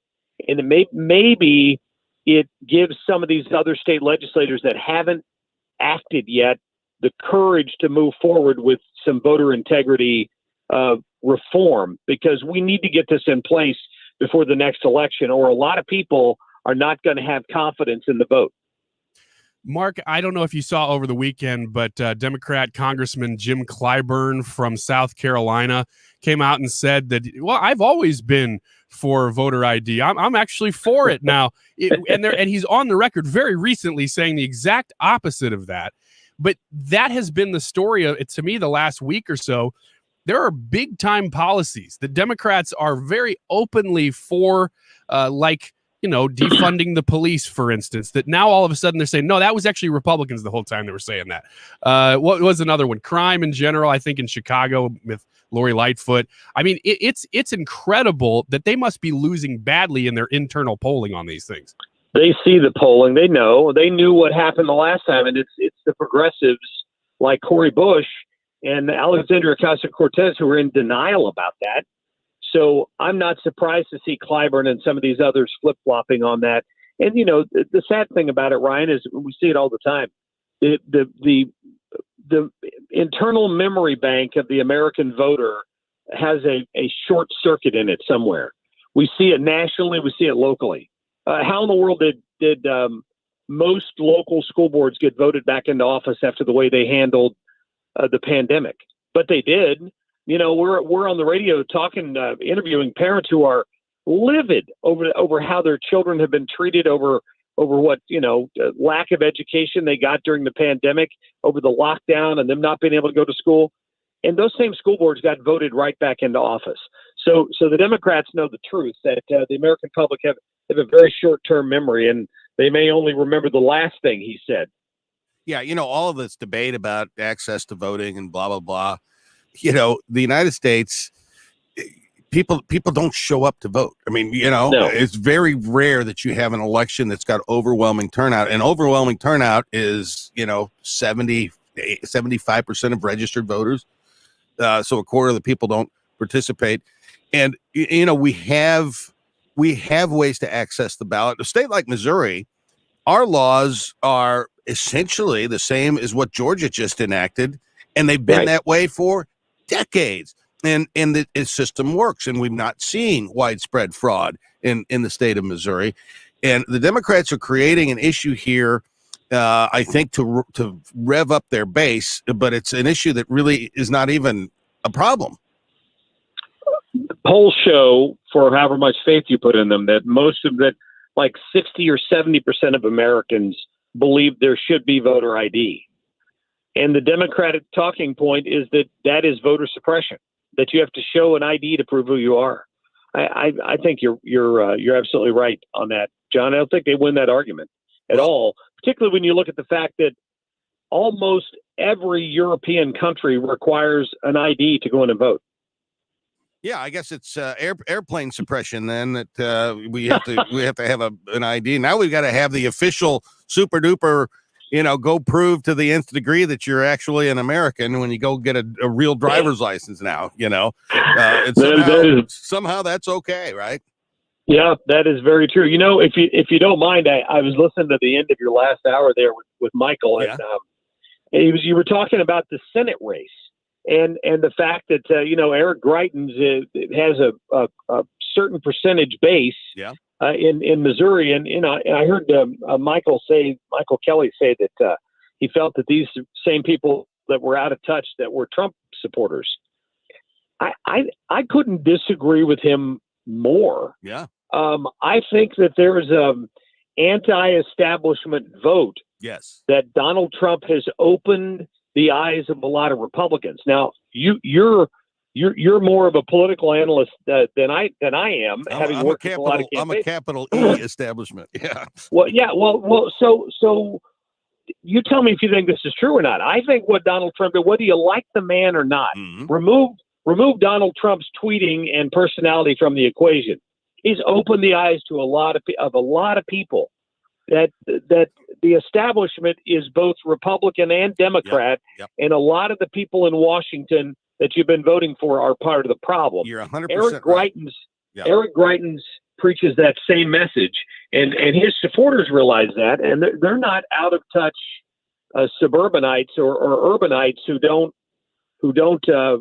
really have the pulse of America. I think they are the pulse of America. Well, you're 100% right about that. And it's not a particularly recent phenomenon either. I mean, if you go back years ago, that is exactly the kind of passion that Ross Perot tapped into, the anti-establishment, throw these politicians out. And then right after that, you had the Pat Buchanan candidacy in 1996. And he, some of those very same thematics. And then you had Ron Paul that appealed to a lot of that very same anti-establishment, let's go with something. And Donald Trump just happened to be the most successful one at identifying and inspiring those votes and bringing them together. I think social media played a big role in that as well. But that's a component of the electorate that has always been there. And I think you're 100% right. And I think that is the same pool that Eric Greitens is swimming in. And, in a multi-candidate primary, he's got a real shot. Yeah, that's a good point. And if you don't mind me making a pitch here, John, on the morning show, we are going to do a Senate series of speaker events starting next week. Nice. Just so happens that Governor Greitens is first, just by the availability. We got him scheduled for next Thursday night out at 18 North Central in O'Fallon. We're going to have more details on the air a little later today and tomorrow morning on my morning show. And every month, so then in August, September, and October, we're going to get the other candidates their own night where they'll sit in front of their supporters and opponents if need be and answer questions. I mean, I don't mean opponents as in the other Senate candidates, right? But the members of the public who want to show up and hear them speak will be able to do that. So our first one's coming up next Thursday night on the 15th out in O'Fallon. What a great opportunity that's going to be for people to get to see these folks in person. I'm glad you're doing that, Mark. That's a great service, and we'll be checking you out in the morning. I appreciate it, John. Thank you. Yep, take care. Hey, when we come back on the Annie Frey Show, we're going to be joined by one of those aforementioned Senate candidates, Congresswoman Vicky Hartzler. She's from the Kansas City area. She joins us next on the Annie Frey Show, 97.1 FM Talk. The Annie Frey Show is streaming online. Watch us live on YouTube and subscribe. Take a mental stroll right now through your house. What is the area that frustrates you? What is the square footage in your house that's not working for you? I know a lot of people have been talking about moving right now. The real estate market has been insane this year so far. What about your home can you transform to make sure that it increases its value, but also increases its function for you? Lakeside Renovation and Design does this for people exactly like you. Knowing most homeowners have something about their house that is frustrating to them, they have a proven remodeling process that helps you transform your house into a home you love. Call Lakeside Renovation and Design today at 636-978-5000.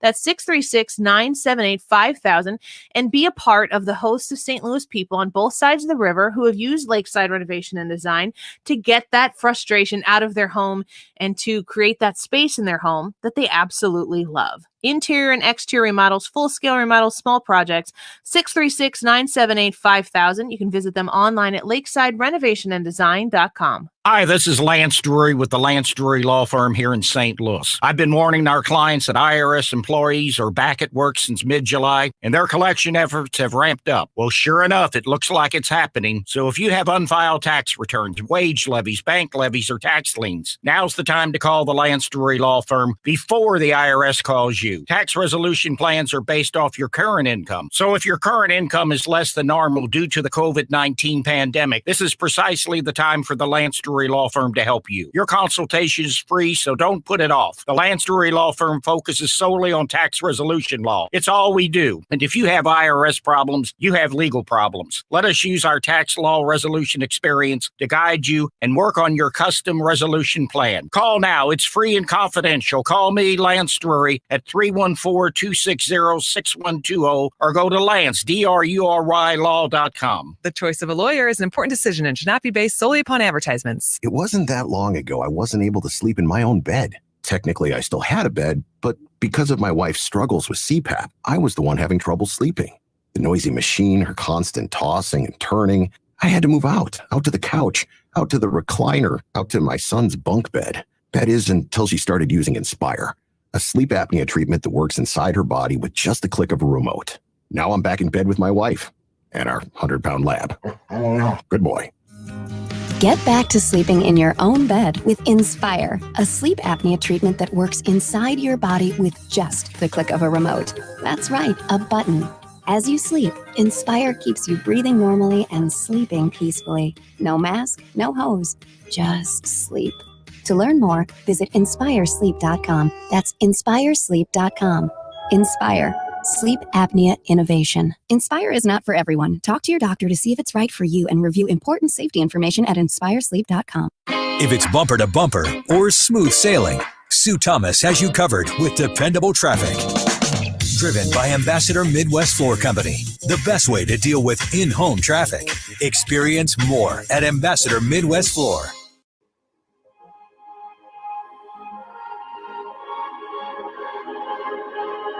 You're listening to the Annie Frey Show.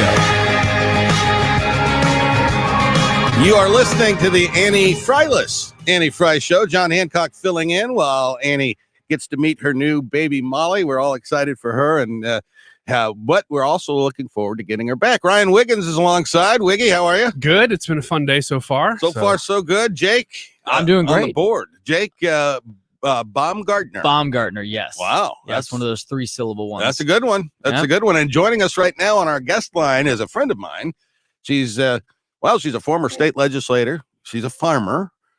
She's also a member of the United States Congress from the Kansas City area. Her district spreads across mid-Missouri and goes down south as well. A strong and committed conservative and a good friend. Vicky Hartzler, welcome to 97.1 FM Talk. Oh, thanks, John. It's great to be here. So you announced last month that you are a candidate for the United States Senate, and folks from St. Louis are probably not as familiar with you. I think all the other candidates are from St. Louis. So tell the folks a little bit about who is Vicki Hartzler. Well, thanks. I'm really excited to get to visit with you all and get to know more people in St. Louis. I am, like you said, I'm a farm girl, and I'm a former public school teacher. I've worked with teenagers for many years.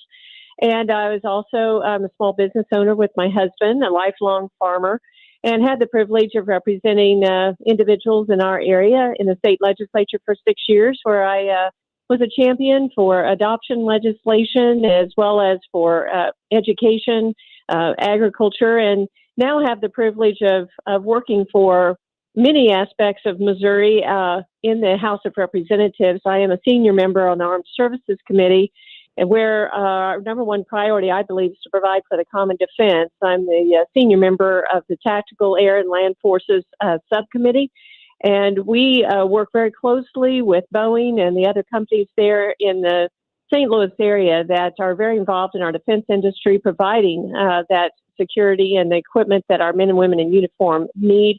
I'm also a senior member of the Agriculture Committee, as well as the chairman of the House Values Action Team, because I believe very strongly in our foundational values of faith, family, and freedom, protecting life, and so feel very honored to work for all Missourians in these areas.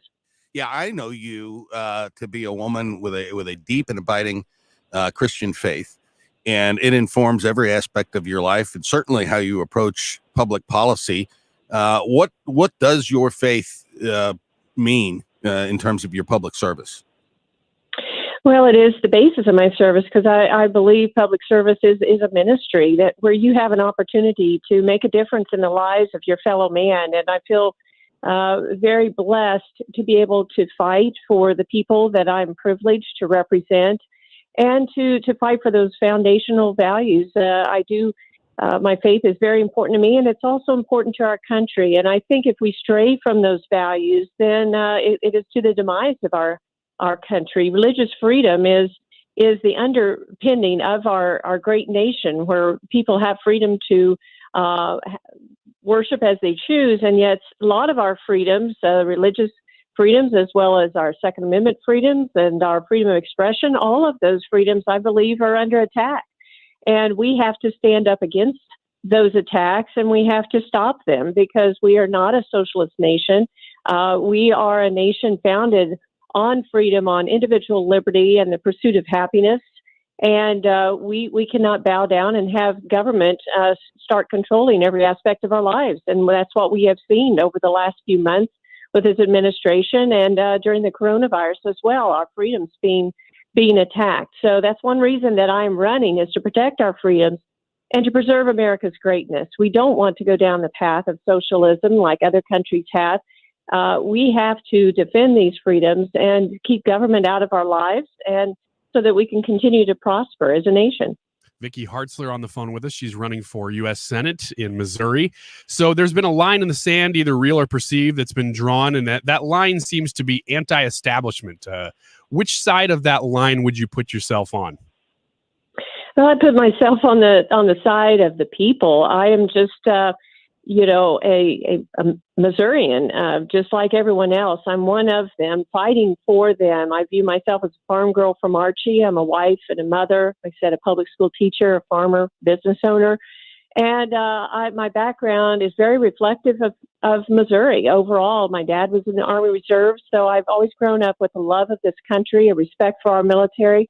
Feel very honored to be the senior member on the Armed Services Committee and have an opportunity to do that. But I do think that there are forces from certainly the Democratic side that believe that the average working person like you and I doesn't know as much as they do, and that government should tell us what to do, should control us. They believe in taxing us more, regulating us more, and that's what I've been fighting against in Washington. And that's the experience that I bring in this race that others running for Senate don't have. I have that experience of fighting for our values and winning in Washington, D.C., and that's what we need in the Senate from day one, somebody who is just one of them, fighting for them, getting things done. You know, you're on foreign policy, which is going to be, potentially a big issue in this Senate race. And while politicians in both parties have been cozying up to China for decades now, you've been one of the leading voices raising the alarm flag. How big a threat is China to this country? Well, it is huge. They are no longer a near peer competitor. They are a true competitor.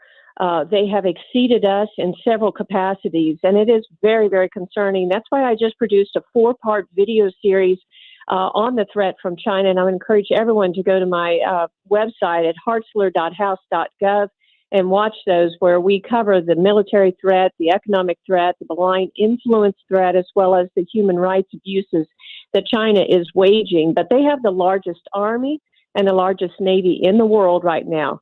They're the 3rd largest air force. They have space assets that we do not have. They have hypersonic capability already. They're advanced in laser. And we cannot continue to just ignore this threat. And that's why I appreciated under President Trump that he took them on and started saying, we are going to stand up to you. Along with him, I worked to rebuild the military so that we have some of those capabilities so that we can deter them. And if needed, if we have to defend our freedoms. So they are a huge threat. And I have passed legislation to make sure that our federal government no longer purchases certain video and video surveillance and communications equipment from them. I have worked to change our visa system to make sure that those who have been kicked out of our country due to espionage can no longer come into our country. I've co-sponsored a bill this year with Mike Gallagher to revamp the visa system. So when their students come here in our university campuses and they change their major from something very, nice sounding like an English major, and they change it midstream to nuclear engineering or something that potentially could be used against us, that the State Department is notified and there's a re-examination of those visas. Those are just part of the legislation that I have introduced, but I've actually been sanctioned by China because I am a member of the Congressional Executive Commission on China, and I've been very vocal about their human rights abuses, including the 1.9 million Uyghur Muslims that are in concentration camps in the Xinjiang province, as well as their treatment of Christians in the country. And we produce this yearly annual report on the human rights abuses. And the Chinese Communist Party did not like that. They don't like how vocal I am about exposing all of their abuses. So they sanctioned me. But I view that as a badge of honor. And I'm going to continue to sound the alarm so that we here in Missouri and across this nation know and recognize this threat and take steps to stop it. You know, you hit on something that I think is absolutely fundamental. Our economies are so intertwined right now with the Chinese, and we don't produce much steel in this country anymore. It seems to me that untangling that economic connectivity, whether it's pharmaceuticals, any of the things you mentioned, the surveillance equipment, getting that untangled has got to be priority number one. I agree. I introduced a bill with a Democrat colleague, a bipartisan bill, before coronavirus. So in October, before COVID-19 hit, say in December or January of 20. But our bill would have brought our pharmaceutical production back to the United States because we recognized that most of the medicines, vaccines, and other medical devices that we use for our military was coming from China. And we realized that if we ever were in a conflict with China, they could win the war without even firing a shot, just by simply sending some tainted medicines to us. And so we had already taken steps to start trying to get that back here and stand up more pharmaceutical production here for our military. And then COVID-19 happened, and then we realized, hey, this is a problem, obviously, for the entire nation. And I was pleased that President Trump did utilize and listen to part of our bill and use the Defense Production Act and started standing up some more pharmaceutical production in our country. President Biden has followed suit. And so I think we're going in the right direction here. It's going to take a while, But we have got to bring these industries back, not just pharmaceuticals, but like you said, there's other things as well. We're having a shortage of our electronic chips right now that we can't get our cars and trucks and farm equipment out the manufacturing door because we're waiting on these chips from overseas. But also the rare earth minerals. There's just many, many industries that for our national security, we need to be making right here in the United States. Vicky Hartzler, running for U.S. Senate in Missouri, on the phone with us. So I was looking at your long resume on China. It's very, very impressive. The bill that I was wanting to ask you just a quick question about is this bill on the Uyghur genocide. Have you gotten any response from the Biden administration on this? Because it looks like it's bipartisan, but I don't know what Biden has been telling you. Yeah, no, we haven't yet, but this is a bipartisan bill to call out and to stop the sterilizations and the genocide that is occurring in Xinjiang province. It's just horrific, the thought that if you're a woman who lives there, you're either forced to have an abortion or forced to be sterilized. They are committing genocide. Our nation, under Secretary Pompeo, last year gave that designation to China because of what they're doing there. In fact, the Chinese Communist Party is encouraging population growth in the rest of the country. They used to have a one-child policy. Now that has been lifted because they're seeing that they actually need more younger families as their population is aging. And so every other area of China is seeing population increases. You look at the Xinjiang province, though, and it is dramatically going down because of these sterilizations and forced abortions. And it's just horrific. We've got to take steps like our bill calls for the president to do, to sanction any individual who's involved in this, any company that does business there, and to stop this. We've got to speak out for our fellow man, no matter where they are, when wrong is occurring. That is Congresswoman Vicky Hartzler. She's been our guest. She's running for the United States Senate in Missouri. She's been sanctioned by the Communist Party of China. I think that's a pretty good accomplishment for you, Congresswoman. Thank you so much for joining us. Best of luck, and we'll see you down the road. Sounds great. Thanks so much. All right. Well, I'm having trouble sleeping at night, and I need to get a little advice. We're going to throw the phone lines open for the next segment, and 314-241-9797, and I want to talk to you about some pillows. That's next on the Annie Frey Show. This is the Annie Frey Show.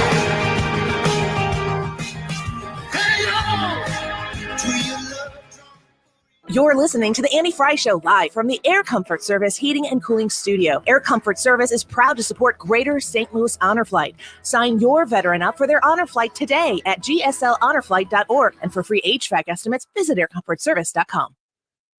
Hey, this is Ryan. I'm talking about something that may seem kind of small here, but it's a big deal when you get into the swing of things. I'm talking when you get text messages from your doctor reminding you that you have an appointment. Now, some can be overkill, but some are great because if you don't use Google Calendar like I don't, I kind of just write stuff on a traditional calendar. My wife uses Google Calendar, but even she sometimes, if she doesn't get those text alerts, she'll forget to put it on the calendar, and it's only as good as you're using it.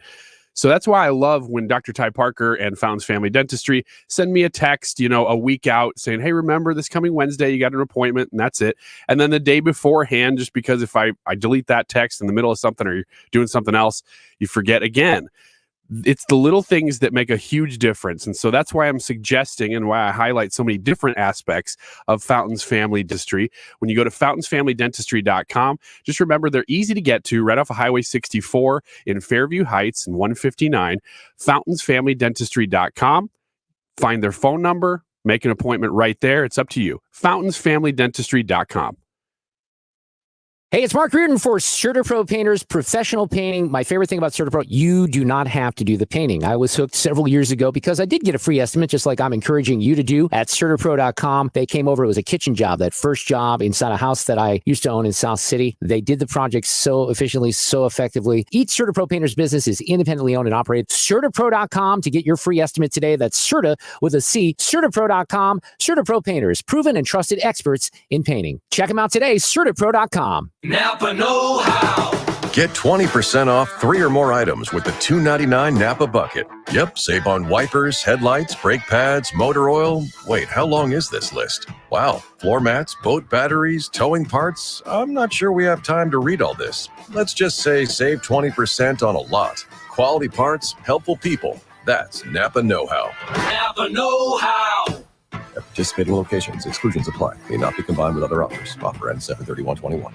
Enjoy a powerful business upgrade with Dell Technologies Black Friday and July event. Get amazing savings with up to 50% off high-performance computers and tech built for business, and be able to take your office with you with Windows 10 Pro. Plus, get great offers on Dell servers, monitors, docks, and more, all with easy financing options through Dell Financial Services. Call 877-ASK-DELL. That's 877-ASK-DELL, and speak to a Dell Technologies advisor today. Did you know air conditioners use more energy than any other part of the home? I would have guessed. What, if you were on an appliance game show? Everyone knows the AC is the heart of the home. The heart of the home? No one says that. Those clean-cut young men from Jerry Kelly who installed our new air conditioner did. Wait, so if an AC uses the most energy, our new AC can save us more than anything in our home? That's what our new heart specialist said. JerryKelly.com.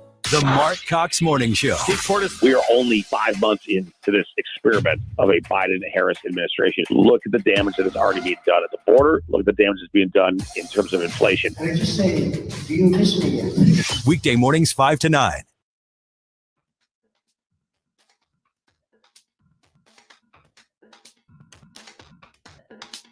This is the Annie Frey Show. Talk lines are open now at 314-241-9797 or 866-455-9797. Yes, it is the Annie Frey Show, and well, I figured, I'm in the market for a new pillow, and I figured, where can I go to find a group of people? I'll bet you a lot of people out there in the listening audience have bought a My Pillow over the last several years, Ryan, and I want to know, are they any good? 241-9797. I'm having pillow issues, and it's bad. So, are you a one pillow guy? Are you a stacker, Wiggy? How do you? One pillow, unless I'm using old ones and they're getting so flat I got used to. Right. But I use one, and you know what I found? What? And I'm the only person who likes these pillows because everybody in my family hates them. Yeah. My parents bought a few; they don't like them, so I took theirs. Bamboo pillows. Bamboo. I have one. You do? Yeah, do you like they're them? great. Huh. They're a little firmer, yeah, and they're not quite memory foam, but they hold their place a little bit They better. do. They do for a long time. I bought one way back in college, and it only started going flat probably like last year. So, is there actual bamboo in these things? I'm No. assuming. Oh. I think they are made from Wait, bamboo. for real? Yeah. Oh, I thought that was. No, Hold you on. can- I'm gonna look no, it up. you can make bamboo into basically anything. Is that right? Yeah, it's a super renewable. Well, that's why the pandas like it Yeah, so much. they make floor tile out of it. I mean, they make everything out of bamboo. If you want to find it, it's made out of bamboo. Well, that's fascinating because you'd think the bamboo would kind of stick you in the head. It's apparently it's very pliable, and so maybe that's my problem because I'm a multi-pillow guy. I stack them up there. I am too. Are you? Okay. Well, I don't have like 2 pillows under my head, but I have 3 pillows total. Yeah. Best case scenario, all with a certain function, like one for my head, and I sleep with my arm under my head too. Yeah, me So too. like that pillow needs to be a little thicker, and then I also have a pillow that's like kind of off to the side against the wall. Yeah. So that just kind of leans comfortably there. And then I have another one that I either hug or I put between my legs. It depends on how I sleep. Fun. I've But, never like, done the leg thing. the leg thing will change your world, man. Really? Because do you sleep on your side? I assume you do. Yeah. So like when you do that, your legs, they're not lined up the way they're supposed to be because one of them is for your spine. Yeah, resting on top of the other. So if you put a pillow in between them, it lines it up a little bit better, and it is comfortable. A pillow between the legs. I don't like it, but they say it is pretty good for you. All right. Yeah, I mean, I know people that don't like it either, but like, So nobody's going to call and tell me whether I should get a My Pillow. What's the matter? I can look up Amazon reviews. Well, yeah. No, don't do that. No, I've heard both. I've heard people that have said that they bought one and really, really liked it, and I've heard people that bought one and said they threw it away. I am fine doing a segment for Mike Lindell. Yeah, right. That's completely fine. That dude has put it all on the line. Yeah. Every major retailer has dropped him. Yeah. I just feel sorry for him, but he knew it going in, and he still did it which is why I appreciate them. I still don't have a My Pillow. I don't really know if they're any good. Well, and they're going after the guy, man. They are. I mean, they're suing him. They're Dominion is right. I mean, he's that's a lot of pillows. What is there to the claims that do you know much about? Yeah, I've been kind of following it, but yeah. I haven't gotten into the deep detail of what he's been saying because he keeps saying that he's teasing something that he hasn't released yet, right? Well, or it's going through the courts. Yeah, I don't know exactly, but I do know on the voting system stuff and all of the the Italians monkeying with the results. All of that's bogus. Well, what is that? What's that claim with the Italians? Well, that the Italians were changing the results and satelliting it back into the systems, and it's just that's not how those systems work. So what about like people kept saying they can't work that way because they're not connected to the internet, but then they proved that they were connected to the internet. Well, the results. So the machines themselves are not connected to the internet. Now the results themselves are posted on the internet, right? So if in theory, if you were going to alter something, you could alter it once it's been posted. The problem, of course, with that is that the underlying data is still solid. So I got two people on the YouTube chat that are saying that MyPillow is, well, one says that MyPillow is just okay. It just doesn't retain any coolness to it. Like you got to have a cool pillow. Yeah, it gets hot too easily. And then another person says that she loves MyPillow. Okay. So I guess it's just kind of, I mean, she says that it's not life changing, but it is better than the cheap ones. Huh. So, but have you ever heard of the cube pillows? No. I saw these. So it's a pillow shaped like a cube, and it's made for side sleepers. They're little. Yeah, kind of. They're probably about the size of your head, maybe a little bit smaller, because how it's designed is to fit right between your shoulder and your head. Yeah. Because when you sleep on your side, your neck is falling just a little bit and putting everything out of line. And so these people made a pillow that's a cube. Huh. Yeah, it's wild. Pillow technology. Yeah, Amy says, I love my MyPillow. I don't know that's life-changing, but it's way better than the cheap ones that you get at whatever store.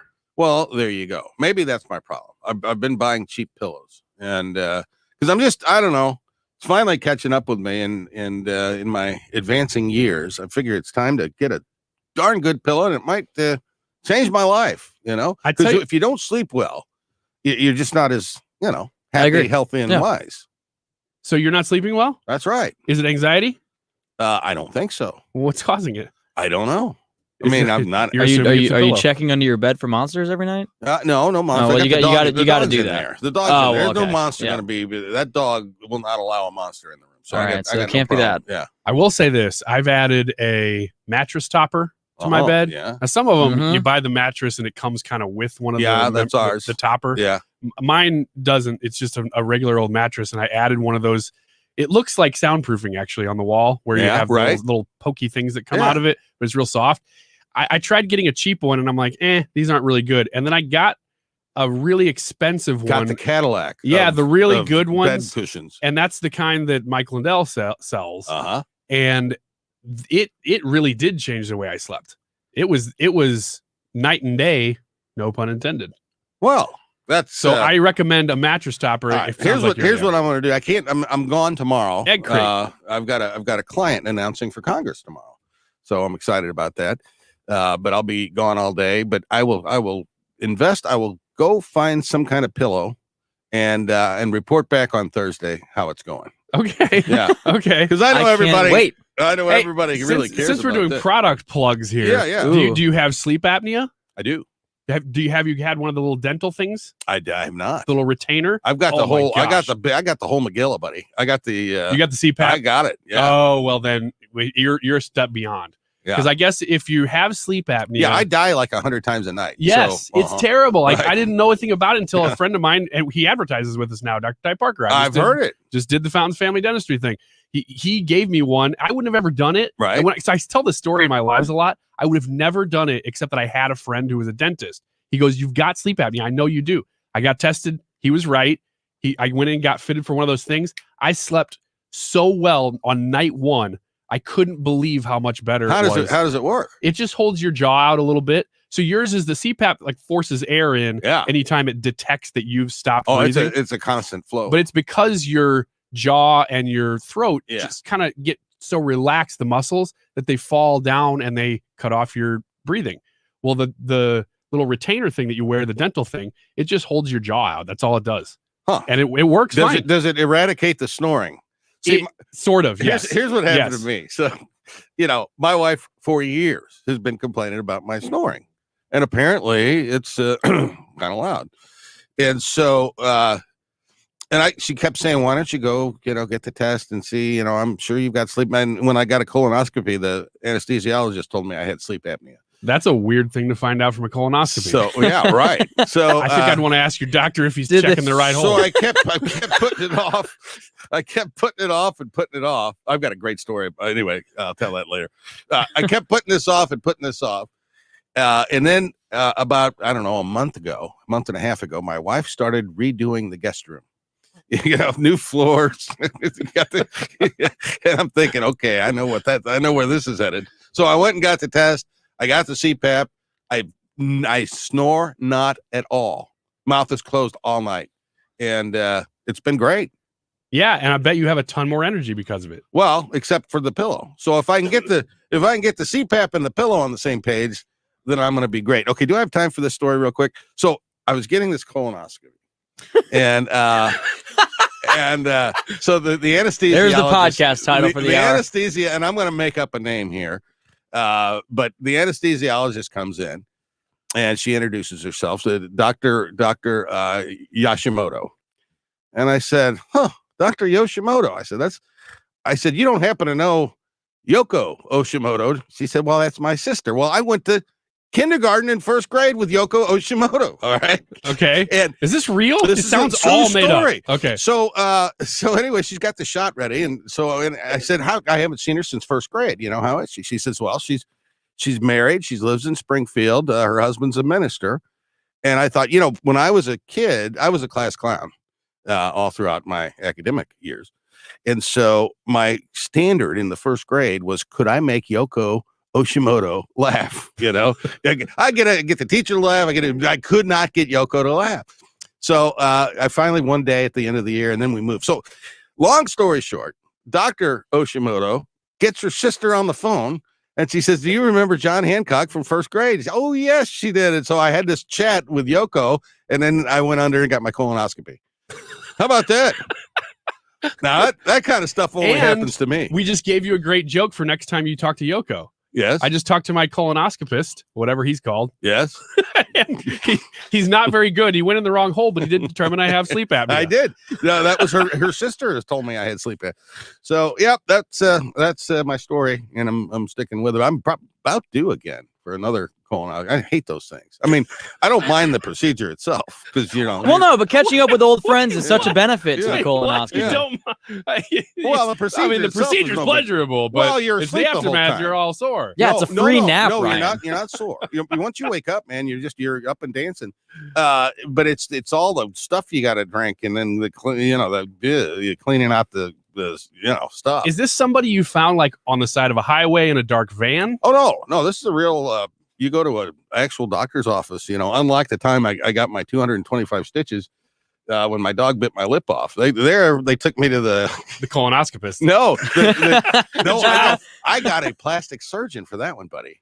And turns out he went to kindergarten with the plastic surgeon. No, he woke up with a very nice C cup. He was a donor. So anyway, we get to the office, after they took me to the hospital, and I was in bad shape. My lip was like hanging up. And so he gets me in the office. It's at night. He's got papers everywhere. I mean, it looks like my office at home, I mean, there's just crap everywhere. And my father-in-law is looking at this and he's thinking, are you sure you're on the right? But sure enough, he stitched me up 225 stitches and you could barely tell I was bit by a dog. So there you go. I would never know. Wiggy is over here. We got Jake. How in the heck did we get on all of that? I don't know what is happening. Let's just do an hour on colonoscopies. Oh no, we're gonna. You know what? We're gonna talk to another good friend of mine. He's retired Colonel Jeff McCausland.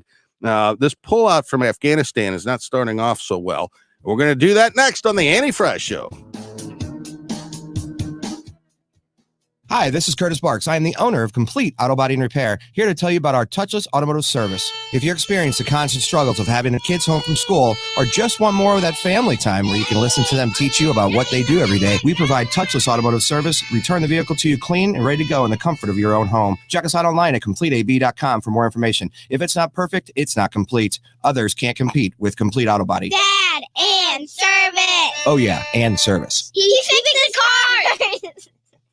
It's barbecue season, and you know what that means. Sticky fingers, falling utensils, and spilled sauces that make their way into your home. Call my friends at Zero Res. Take advantage of the 3-room special starting at just $129. Call 474-2020 and make sure to mention the Mark Reardon special.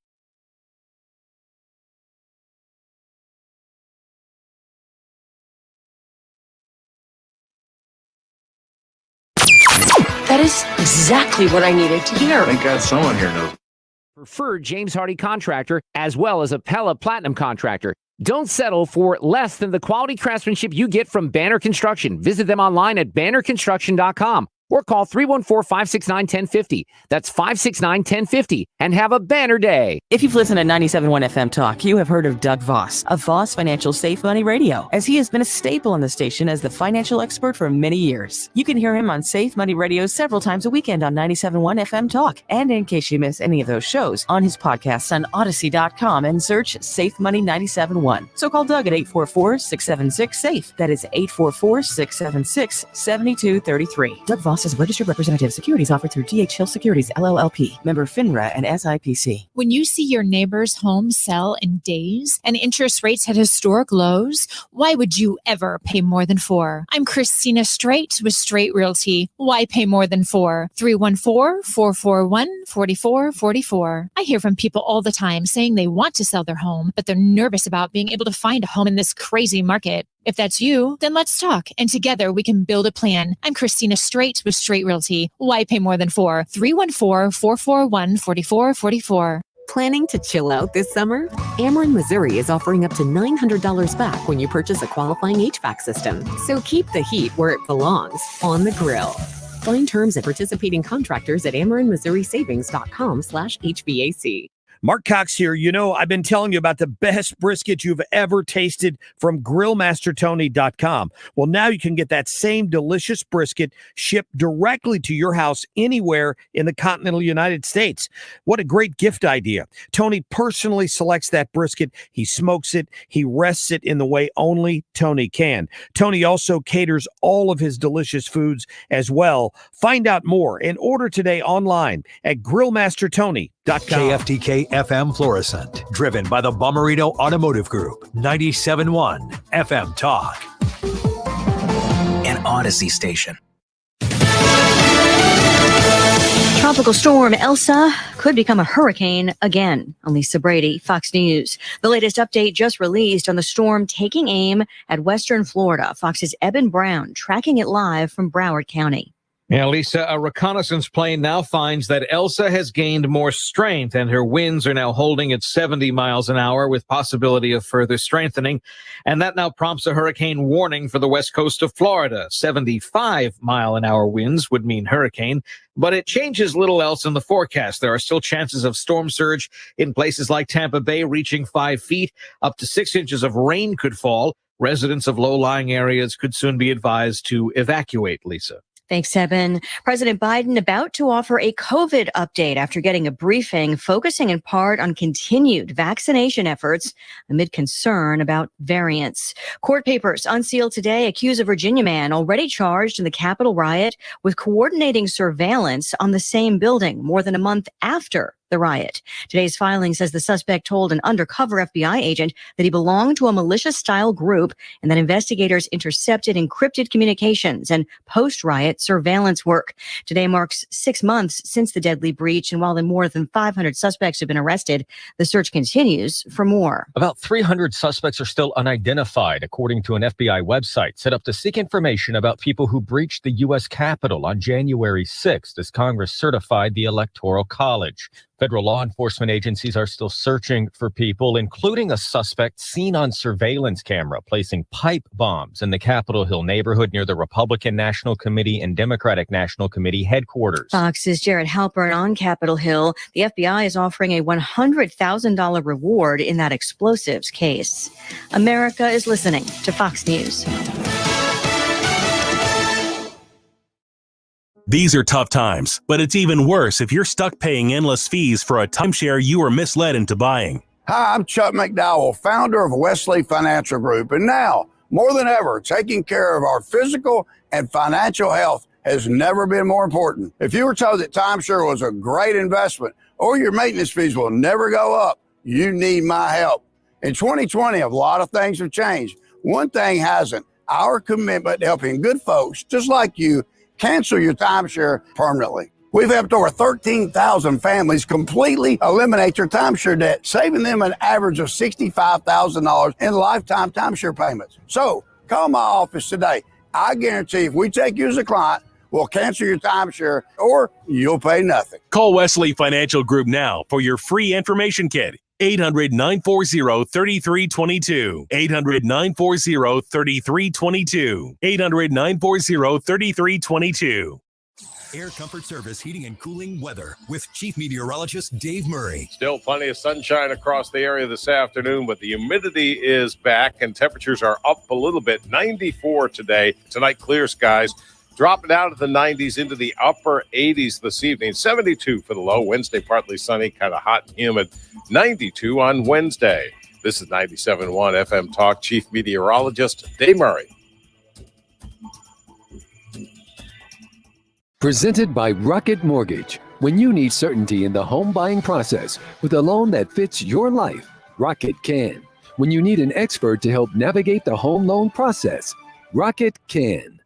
Beck and Lennox Estate Planning and Elder Law. Call them for a consultation today, 636-946-7899, online at beckelderlaw.com. Have you heard the myth about a will?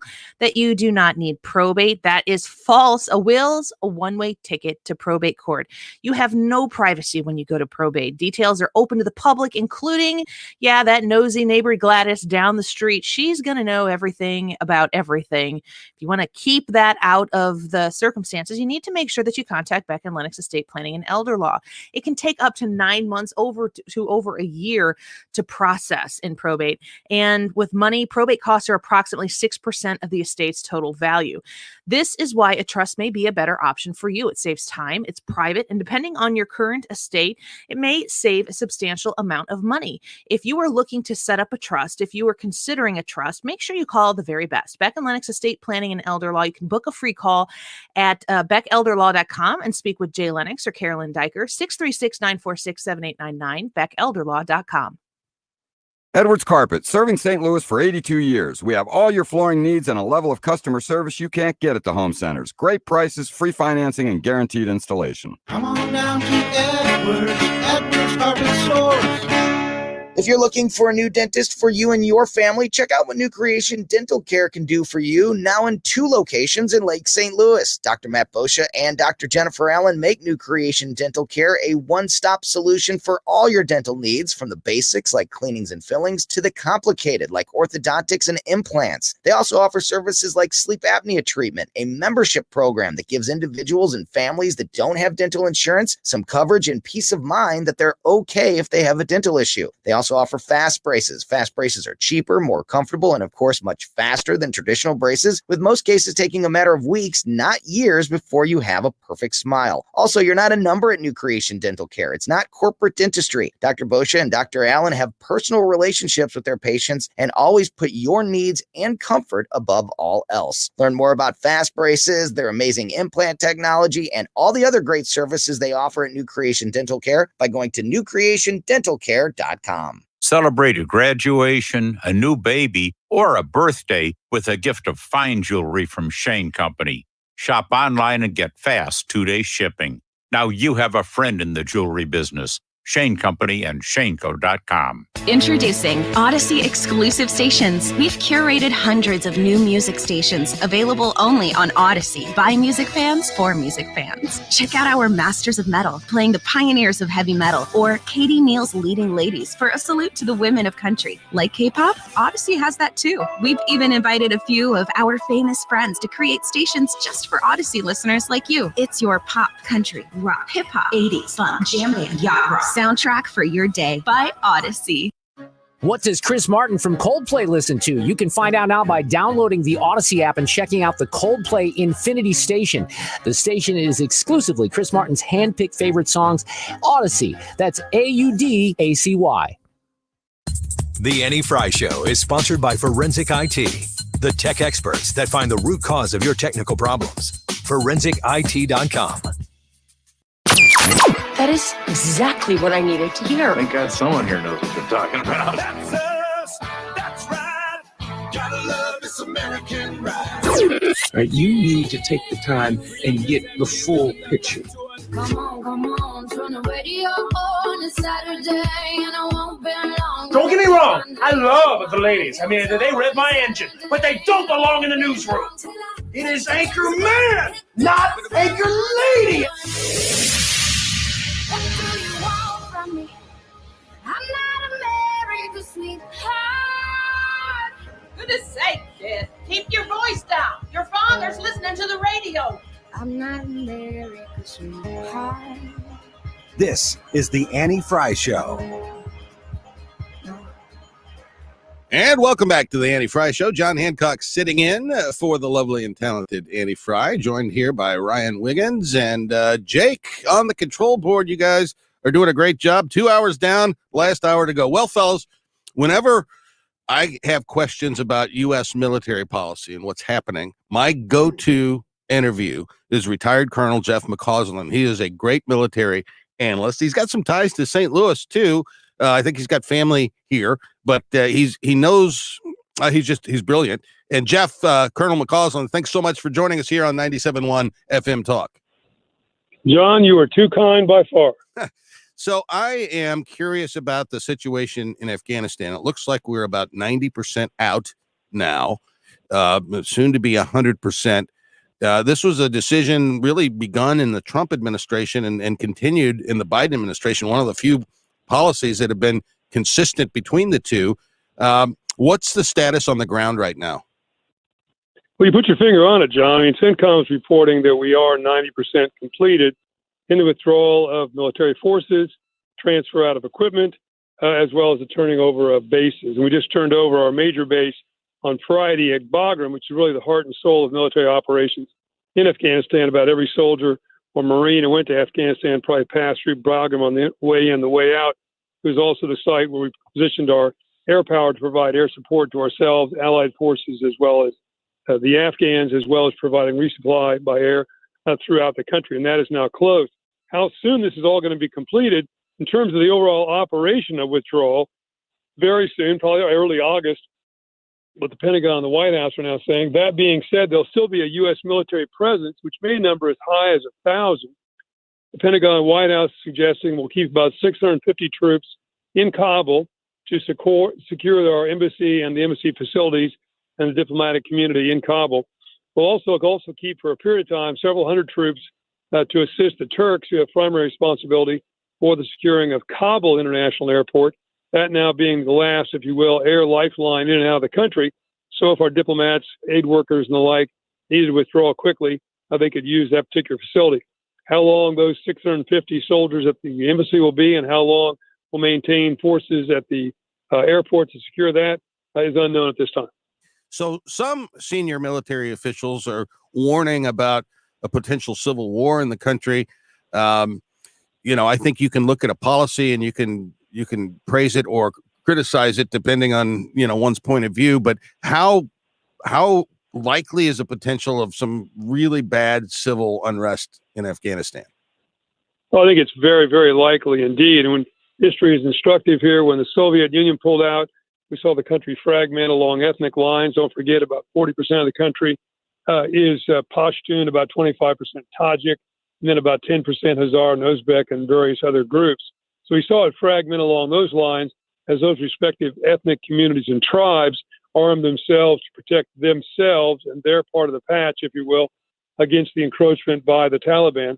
And we see many of those leaders, warlords, if you like, in various parts of the country, calling for their communities to arm themselves and defend themselves, as we see the Taliban now literally triple the number of districts that they control since the 1st of May. Colonel Jeff McCausland on the phone list. Let me take a step back from this for just a second and just ask you kind of a broader question about the region in general. So how is it in America's best interest to pull out of Afghanistan right now? How would it be in America's best interest to stay in Afghanistan? Well, to pull out, the argument goes like this, that we have spent 20 years, $2 trillion, lost 2,500 of our sons and daughters, about 1,500 other allied forces killed in the process. And in return, we have not been able to succeed really stability in the country. And that it's very unlikely that we'll do that in military terms. And the best we can expect is hopefully to get to some kind of political solution. The Biden administration would also argue, I think, that our purpose in going there was to defeat al-Qaeda, prevent them from using Afghanistan to conduct operations against the United States. And that has been accomplished. And most estimates I see suggest that even with help, al-Qaeda couldn't rejuvenate itself in Afghanistan, at least for a couple of years. The argument to stay argues that we have not accomplished our mission, that we are losing credibility around the world, and that by maintaining a force in there, we can keep things about as bad as they are right now. I don't think anybody thinks we can make an improvement. We tried up to 150,000 soldiers, and we're unable to defeat the Taliban. And I think it's very unlikely you'll see the American people stomaching 2 more decades and the loss of life and treasure. But furthermore, they would argue, again, by keeping troops there, assure absolutely that al-Qaeda could not come in force and use it as a launching pad to attack us or our allies. And do you, excuse me, and do you have a position on which way you think is better? I tend to think it's time to go. I mean, again, you haven't accomplished this in 20 years. Tell me when you're going to accomplish this. And I think the real failing has been 2 things. One is I think we our ends outstripped our ways and means in terms of how we were going to accomplish this. We went in to defeat al-Qaeda, and there was an opportunity to declare a victory and leave Afghanistan such as it was, perhaps about 2003. But then we allowed mission creep to kind of come along and decide that we're going to make it into a capitalist economy. We're going to make it into a democracy. We were going to assure that women had the right to vote. Women had the right to get an education and leave the home without wearing a burqa. We really were saying that we're going to transform the culture of this country, which goes back thousands and thousands of years. And I think that was just beyond our means. And we perhaps thought that our technology and the prowess of our military could trump that long history and culture. And hopefully we've learned that's not necessarily true. Yeah, nation building is not exactly the forte of the United States military. And perhaps more broadly than just Afghanistan, perhaps we've finally learned that lesson. Well, that's true, I think. And the other thing is, I often say you can't win a war for somebody else. You can, particularly in internal insurgency war. People compare this to Korea. I think that's an unfair comparison because we were defending South Korea against an external threat, which was North Korea supported by the Russians and the Chinese from external invasion. And over time, we were able to help the South Koreans create a democracy, which is now pretty doggone robust. This is an internal struggle between rival ethnic groups, the Taliban largely being Pashtun, opposition to the Taliban largely being Tajik, and others. And we were never able to create a government in Kabul that could gain the allegiance of the population in a general sense, nor could we defeat the notion that was prevalent in most people's minds that we were the occupiers, we're the foreigners, which we are. And we always had that particular obstacle, which I don't think we were ever able to overcome. The Taliban could always describe themselves as defenders of the country from the outsiders and also identify themselves as defending the faith, Islam, which is very powerful amongst the Afghan population and, of course, in Afghan culture more broadly. Retired Colonel Jeff McCausland is our guest. He's a military analyst. I want to shift out of Afghanistan now and take you to China. So China has made, over the course of the last several years, tremendous advances in its military, both in size and capacity. Do you consider China the most substantial military threat that the United States faces today? Well, in real total absolute terms, the Russian Federation remains the greatest threat because of the size of their nuclear arsenal, which is over 1,500 warheads, about the size of ours, as well as agreed to in the New START Treaty. So that massive strategic nuclear arsenal could obviously devastate the United States in a matter of moments, and obviously we would then devastate the Russian Federation. So in absolute terms, you can't ignore the Russian Federation. That being said, in terms of a modern military and the expanding military, the Chinese are certainly moving along very rapidly by dramatic investment in expanding their nuclear forces as well. We've seen in the last few weeks evidence of them expanding long-range missile bases they're building, particularly in Western China, expanding their Navy, including aircraft carriers, expanding their Air Force, and also the pushing in many different directions using their military power to do that. One, of course, being in India, where they've had a couple dust-ups with the Indians. We've seen them use military force and the force of national security to dampen down any possibility of opposition in Hong Kong. And we believe that there's a real possibility that their security forces are now conducting concentration camps to try to re-educate the Uyghurs in Western China, which might be larger than those created by the Nazis. And at the same time, also providing material support to North Korea and threatening Taiwan. So they're flexing their muscles. There's no two ways about it. But more broadly, you know, if you think about the 20th century as being the century of Europe for the United States, we fought 3 wars in Europe, World War I, World War II, and the Cold War. There's no doubt in anybody's mind, based on growth of economy and the growth of China in particular, the 21st century will be the century of Asia. Colonel Jeff McCausland on the phone with us. So over the weekend, you probably saw that Chinese President Xi Jinping pledged a, quote, complete reunification with Taiwan. That sent off a lot of warning bells because we know what that means. It's not just a reunification where everybody's marching arm in arm and giving high fives. It's probably going to be a clash there. What happens? Does Taiwan fend for itself? How does the U.S. play into that? The United States has walked this fine line between, you know, its two China policy, or one China policy, I should say, that there were 2 states and 1 China. We recognize the communist government in Beijing as being the legitimate government of China, acknowledged that by giving them the UN Security Council seat, which for many years was controlled by the Taiwanese. While at the same time, the United States, while not having absolute diplomatic relations with Taiwan, has still steadfastly said that we would come to the aid of the Taiwanese to provide them some degree of military hardware. Now and then we'll see an American cabinet official or delegation go to Taiwan to kind of underscore that support. And of course, U.S. naval operations, particularly in the Taiwan Straits, supporting the legitimate argument that this is international waterways and it's not a Chinese lake. Xi Jinping has got to make that statement because it's been a traditional statement of the communist government in China ever since its inception in 1949. And of course, right now, they're celebrating the 100th anniversary of the birth of the People's Republic of China. And so for him to reiterate that old saw during these festivities is really not a surprise, though they will continue to put more and more pressure on Taiwan, I think, as the days, weeks, and months unfold. Such great insight. Really appreciate your time. Colonel Jeff McCausland has been our guest. Thanks so much. I'll catch you down the road, my friend. My pleasure.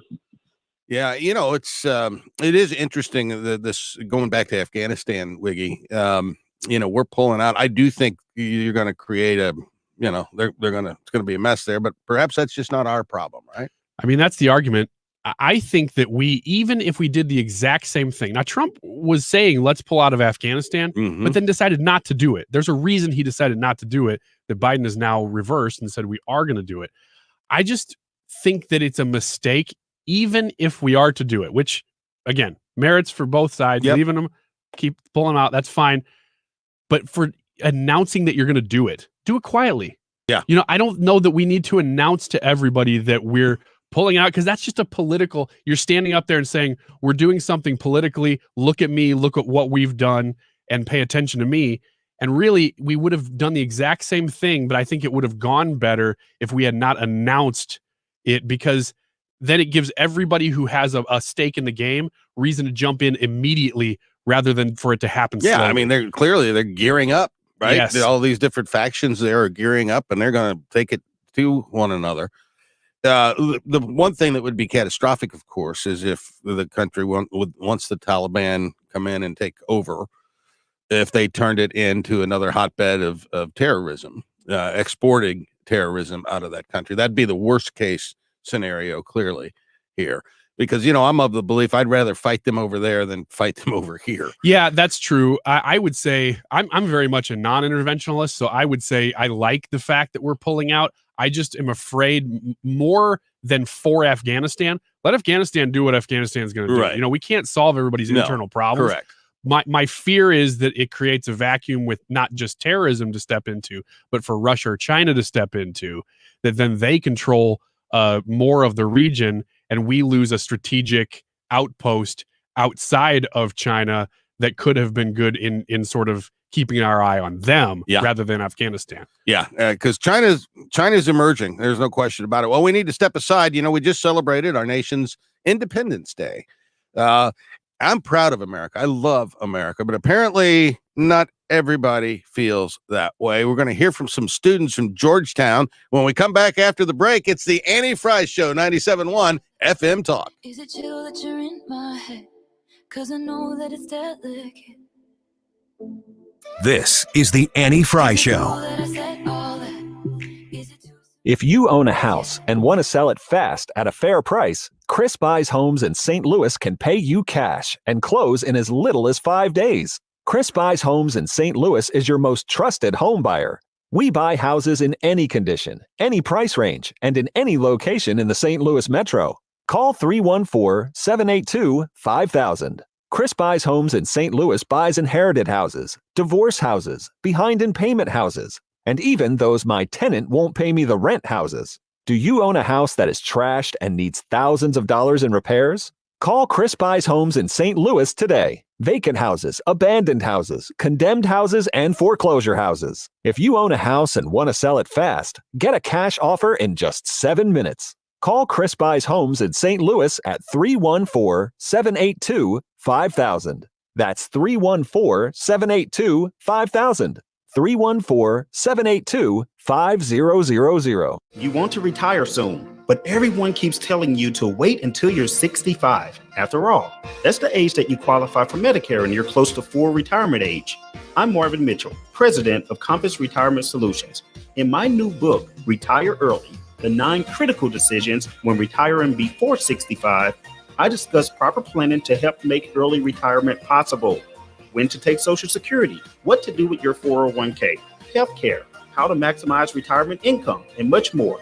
Get a complimentary copy of Retire Early by calling 1-800-743-8510. That's 1-800-743-8510. Can you retire early? Call 1-800-743-8510 for your copy of Retire Early, The 9 Critical Decisions When Retiring Before 65.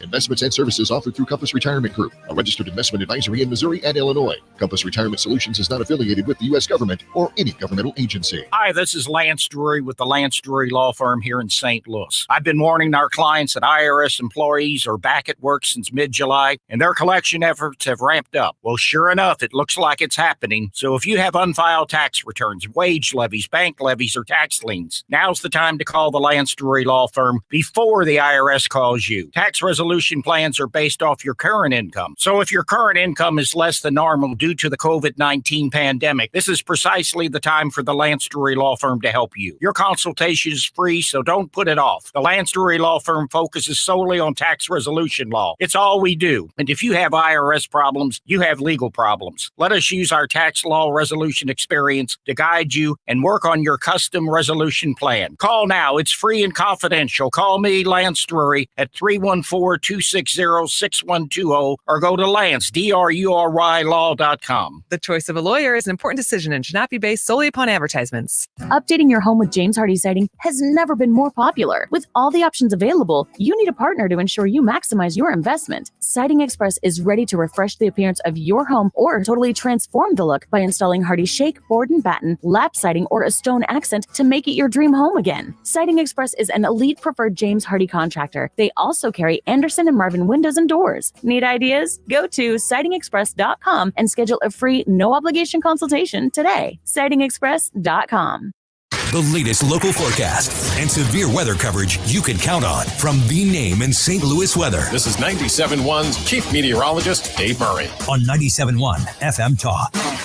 Powered by Air Comfort Service.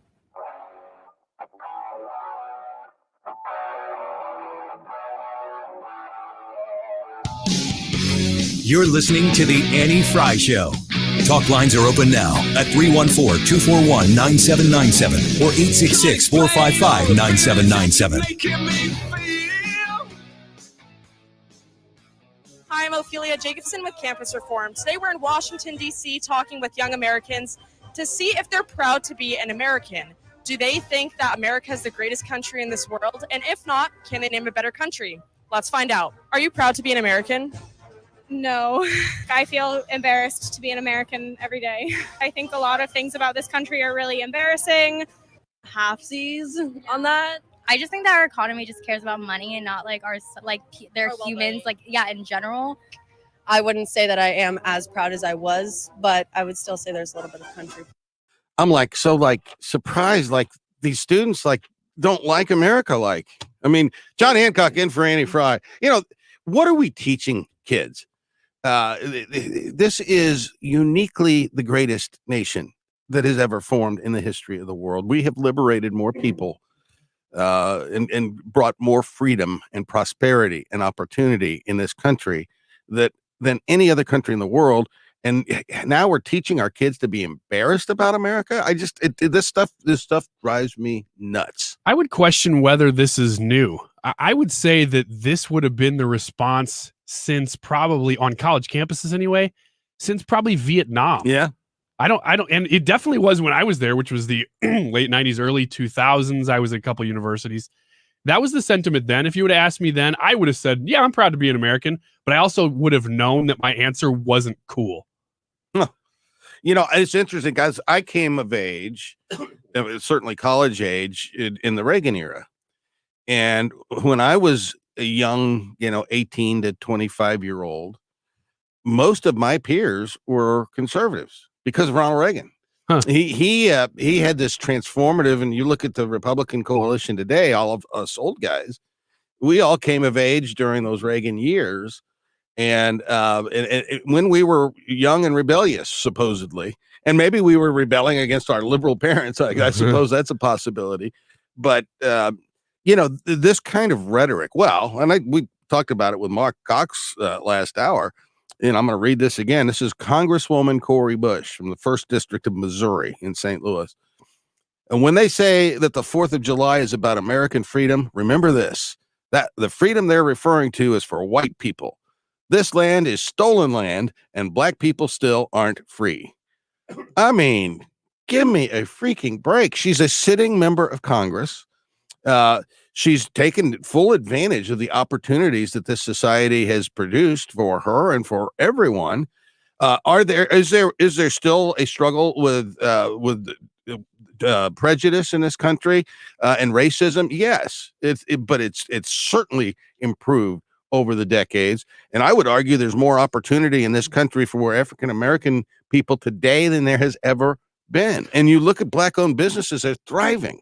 When I hear a sentiment like that or tweet like that from whoever, I always want to ask the question, what is your practical solution to the problem that you're claiming is there? Because with her, my guess is that it's probably defund the police. It is. Which is ridiculous. And not only ridiculous, her own party is turning against that because they realize how ridiculous it was. Speaking of Vietnam, I was thinking over the weekend, I don't know if you've ever made this correlation, but it just connected in my brain this weekend. Liberals in this country just attacked soldiers during Vietnam. They vilified them as the enemy, like you're the problem. Yeah. And then came the 80s and Sylvester Stallone, and everybody said, wait a minute, that was the wrong message. We are vilifying people, and that's incorrect. I think the same exact thing is happening with defund the police right now. We're in the middle of it. I hope it swings back the other way, just like we saw in the 80s, where we saw people kind of coming to their senses and saying, why did we do that to soldiers? We're going to be saying, why are we doing that police? I hope you're right about that.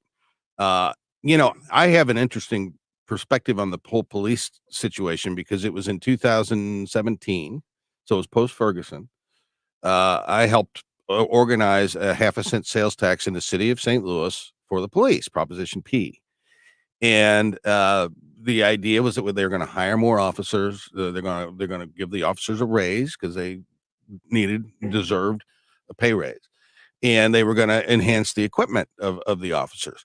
And it passed with over 60% of the vote. Do you know where it had its biggest margins? Want to hazard a guess? I can guess. North St. Louis City, that is predominantly African American. It's also got some of the highest crime rates anywhere in the country, and per capita.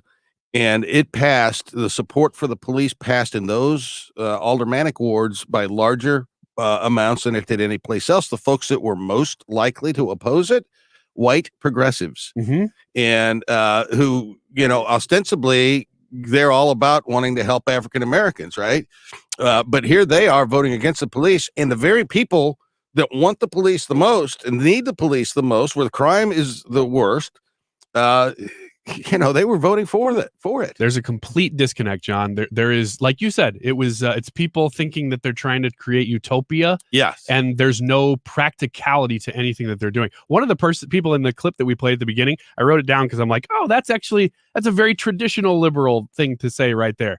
Well, the U.S. only cares about money. They don't care about people. Well, that's what you're supposed to say when you're on a college campus. That's when you're young and you're saying, yeah, that's the way we want to care about people and get rid of capitalism. That's kind of been around forever, but there's no practicality to doing it because there's nothing to actually replace it with that's better. Yes. And our economic system works is the best of any economic system ever constructed, precisely because we recognized, Adam Smith recognized, that humanity is fundamentally flawed. We're basically a bunch of selfish people, right? Everybody pursuing their own interest. And the economic system that works the best, if everybody's pursuing their own self-interest, is free market capitalism, because it provides that avenue, the opportunity to go out and in the process of me pursuing my own best, I'm creating wealth and generating growth in the economy, providing jobs for people.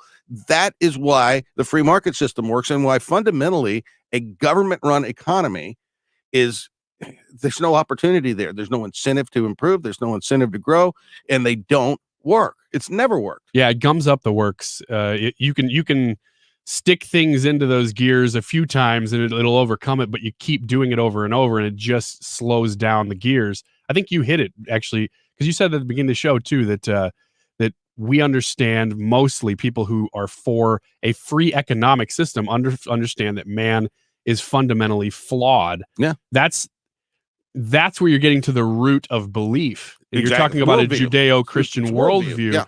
And there's people who believe that but aren't necessarily Judeo-Christian, that they end up believing more of a conservative economically way of implementing things, because they understand that there is no way to create that utopia here. Right. And the best way to create utopia is to sort of get your hands off as much as you can and let people do what they do, because when people are flawed and they sort of go against each other, that's where the friction is what causes the compromise, which is what causes both parties to be raised up. Yeah.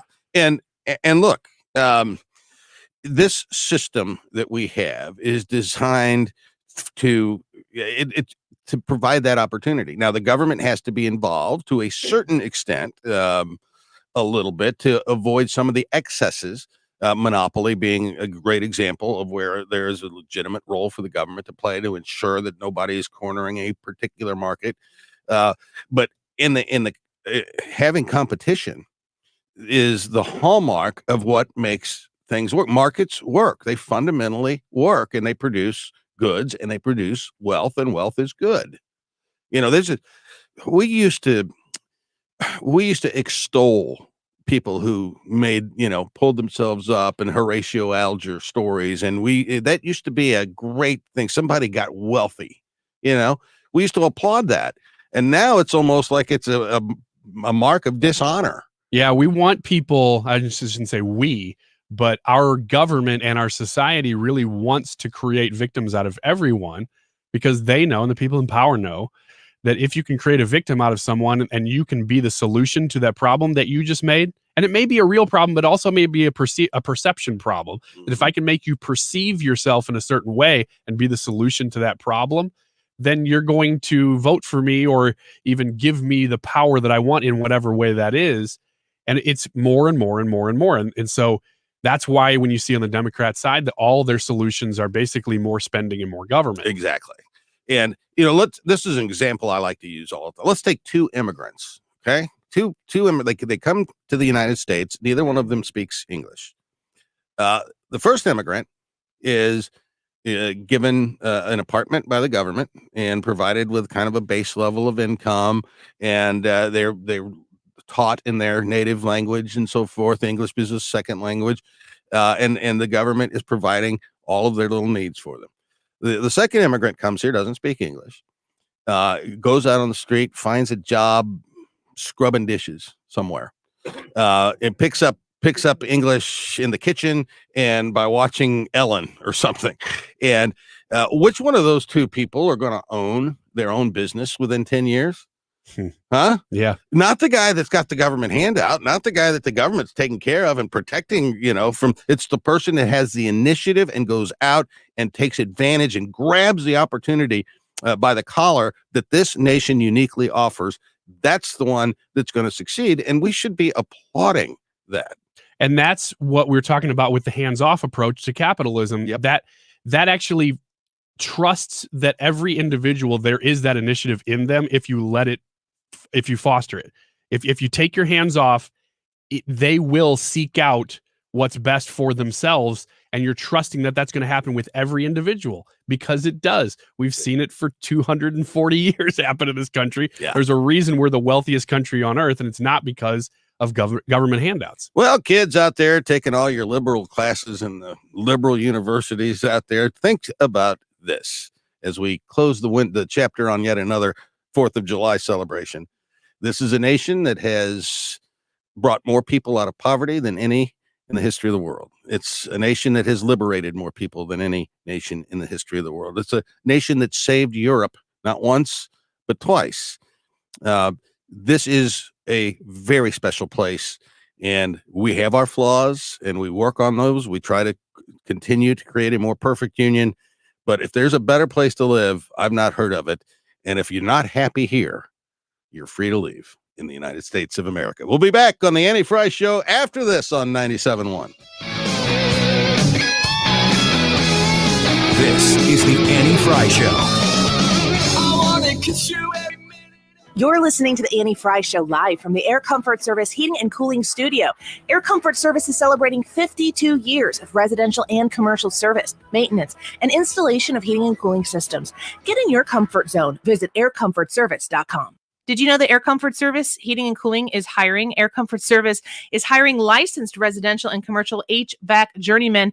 You can get guaranteed 2,080 hours annually, an average of 40 hours per week for licensed journeymen. If you work in the HVAC industry and you've spent a lot of time at home over the winter months, check out Air Comfort Service Heating and Cooling. I've met Corey Malone, who runs the whole show.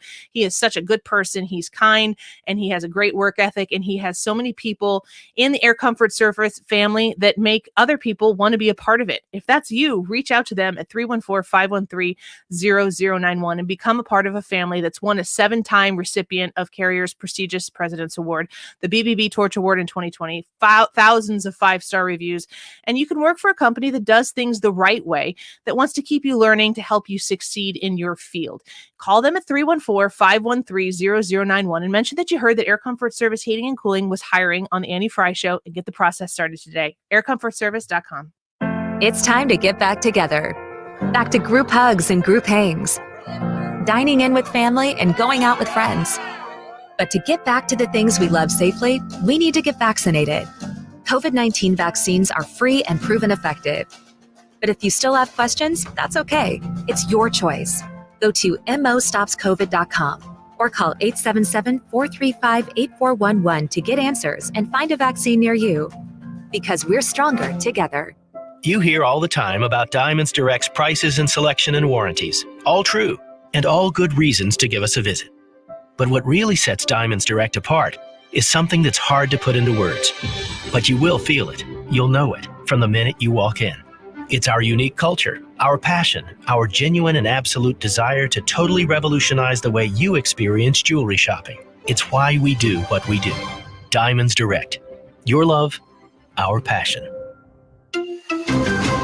Small business owners know cutting costs without cutting quality is tough. How do you trim expenses without hurting your business? Easy. Get Spectrum Business. Call 888-489-2212. Switch to Spectrum Business and you can get the best internet and phone services for half of what you're paying today.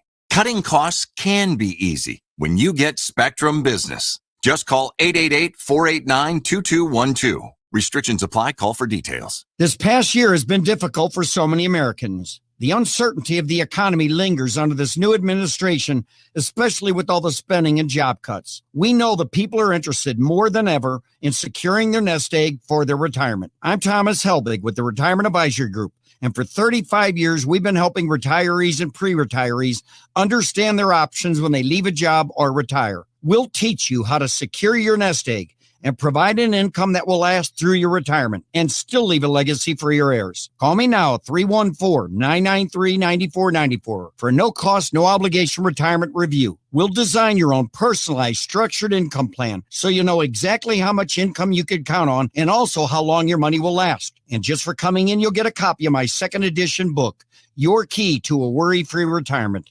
This book covers everything I teach in my live educational events. Call me now at 314-993-9494 or online at retirementkey.com. Weekdays from 6 to 7, catch the Dave Glover Show on 97.1. It's the best of each day, boiled down to 1 hour. The DGS Highlight Hour. Every weekday at 6 on 97.1 FM Talk.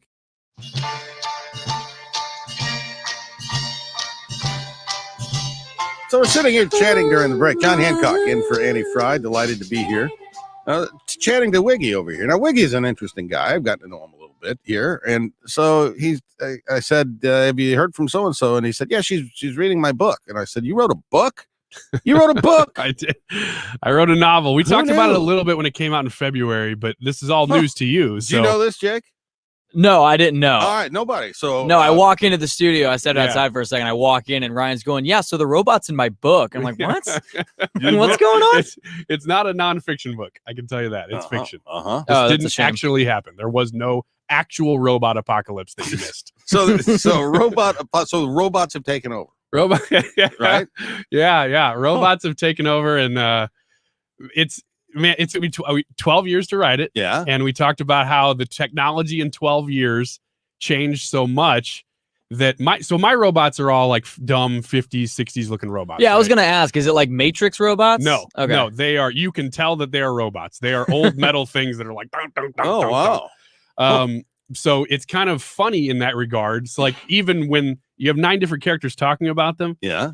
It's even, so some of the characters are deliberately just funny. Right. Some of the characters are deliberately very dramatic and serious and telling the story as it happened. But the whole time, everything's kind of funny because these robots are so dumb that it's like even the drama is undercut by a little bit of stupidity. Wow. What's the name of this thing? The Life of Human.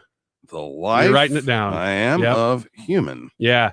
12 years to write it, man. It's somebody asked me the other day, you going to write a sequel? And, I really wanted to, asking me about little storyline things that I deliberately didn't tie up at the end. Right. By the way, as we were talking about movies in the break, which is what led us to talking about this. Yeah.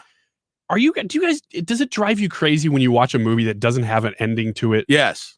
Because that is the theme right now. I just watched Loki. I don't want to give away anything, but the ending of it's like, they just stopped right in the middle of it. Like, wait, we're talking this last episode from last week? Very unsatisfying. Yes. Oh, are there more episodes coming out? Yes. Oh, yes, yeah. That wasn't the last one. I take it back then. No, I thought that was it. It's not over yet. Good. Yeah, no, I actually don't know what the episode count is. I bet you I can find it, but I think WandaVision was 9 or 10. Falcon and Winter Soldier was only 6. I bet you I can find it. Well, but to your point, yes, they are making motion pictures now that just leave nothing. Yes. And everything's unknown at the end. It's cool to me when you leave some loose ends. Like, yeah, you tie it up, but then, oh wait, there's this other little supposed to thing. resolve, Yeah, though. like, Yeah. but give me some sort of emotional or plot Resolution. resolution. Yes. Otherwise, I feel like you just cheated me out of an hour or two of my life. Yeah, agreed. And it's very frustrating. What if it's something that ends on a cliffhanger, but it's supposed to? Like, is there some sort of like? I'm not. So that's kind of what I'm complaining about. Oh, okay. That if you deliberately wrote it as a cliffhanger ending and there is nothing else coming afterwards, sure. I get sometimes like if a TV season ends and they didn't realize it was going to be the last one. Sure. They were hoping for another season and it just got chopped. Like that happens. Yeah. But if you make, especially a movie, like Right. you know the ending of your movie, it like you've got to have some sort of resolution, especially if there's mystery involved. Yeah. Because that's the big thing is you set up a mystery now. That's cool. Love mystery movies that keep you guessing Me the too. whole time. Yeah. But then you've got to resolve it to have any sort of respect as a writer. Because otherwise you're good at setting things up and then you don't know what to do with them. Totally agree. Which is like The only thing worse than that is a bad ending. I'll take a bad I'll take a bad ending ending over no ending. I love historical fiction. That's my favorite genre of books. Okay. So I like to learn some history while I'm reading this fun story, And so I read a book. It was really great. It was about all of these ancient chess pieces that were left at a monastery in the 1300s or whatever. And it kept jumping back and forth from the 1300s to today. And it was good stuff. I mean, the storyline was great. Everything but the resolution of it was so corny. I mean, just ridiculously corny. Like that. I'm not defending bad endings. Right. I'm just saying at least I can respect that you tried. Because if especially Lost, for instance, the TV show. Yeah. Like that's the epitome of the worst endings possible.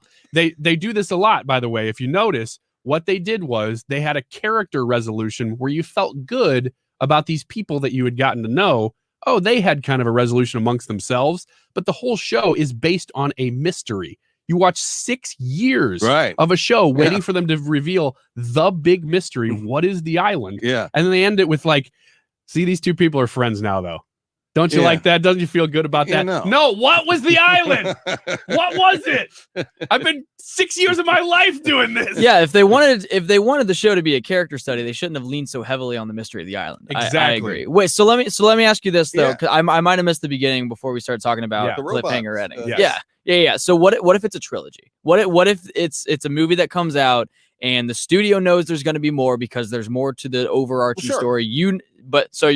That's okay. That kind of cliffhanger is fine. It's like one story. Yeah, Sure. if you're promising us that there's going to be 2 more movies or 1 more movie or whatever, right? I'm okay with there being a lot of leftover stuff. Mm-hmm. I do want to have some sort of resolution for the time I just spent. I agree. In the first example that comes to my head is Star Wars. When they finished the first Star Wars, even if there were plans for more, that could have been it.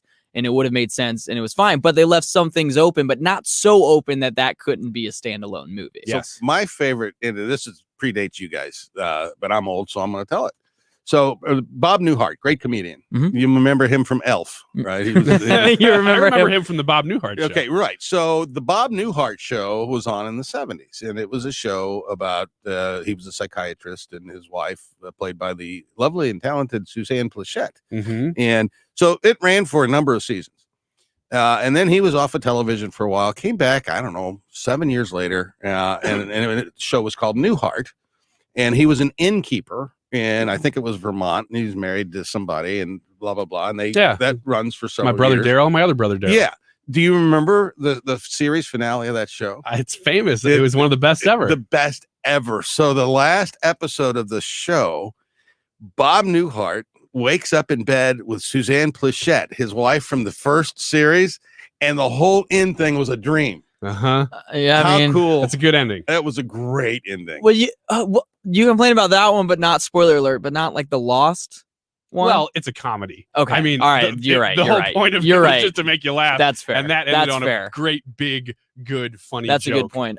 Somebody's asking in the chat if you saw the end credit scene for this last episode of Loki. I did. They saw the first one. By the way, there's 6 episodes total, so we got 2 more. Good. Thank you. What Thank are you for we clearing that talking up. about? So, are you familiar with the Marvel Cinematic Universe? Yeah, Okay. sort of. The MCU. Yeah, so like there are all the movies they've been coming out since 2008, but after the last Avengers movie, which came out in 2019, they shifted to TV shows on Disney Plus. Okay. So just exploring, some of the time that happened after all the 12 years of movies or whatever, and like looking more into the characters and building up and getting ready for the next phase of whatever the Marvel Cinematic Universe is going to be. Wow. So one of the shows it's on now is called Loki.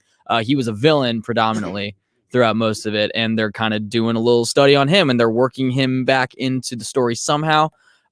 It's very good, but you definitely need to be a Marvel junkie to be, maybe for Loki. I think you got to be. So is he kind of a low key kind of a guy, or is he? No, he's based on the Norse god of mischief. Oh, of course. Yeah.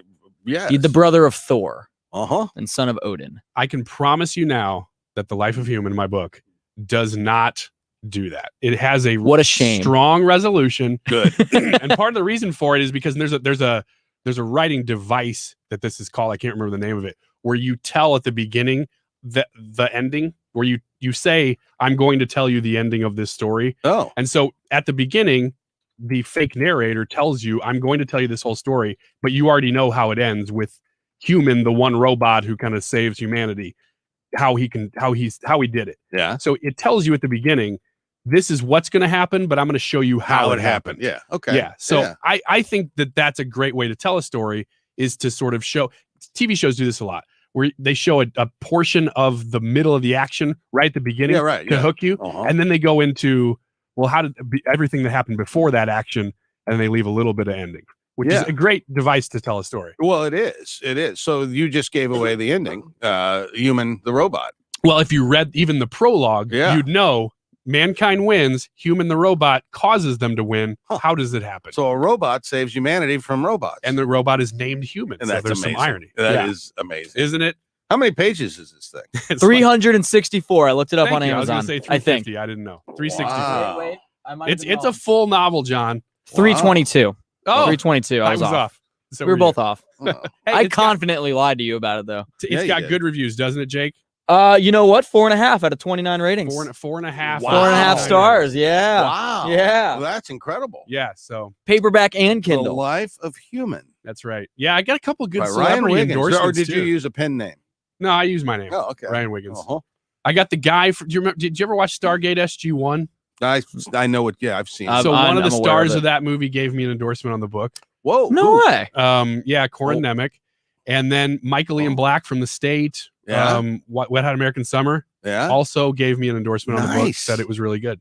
So I think both of those are included on the page. Well, buddy, this is Corin Nemec's quote, an amazing novel I am personally recommending. There we go. Look at you. Yeah. Wow, you're making some money on this thing. Yeah. I once wrote an essay that got a 97%. Wow. Yeah. Which celebrities endorsed your essay? My intro to film professor.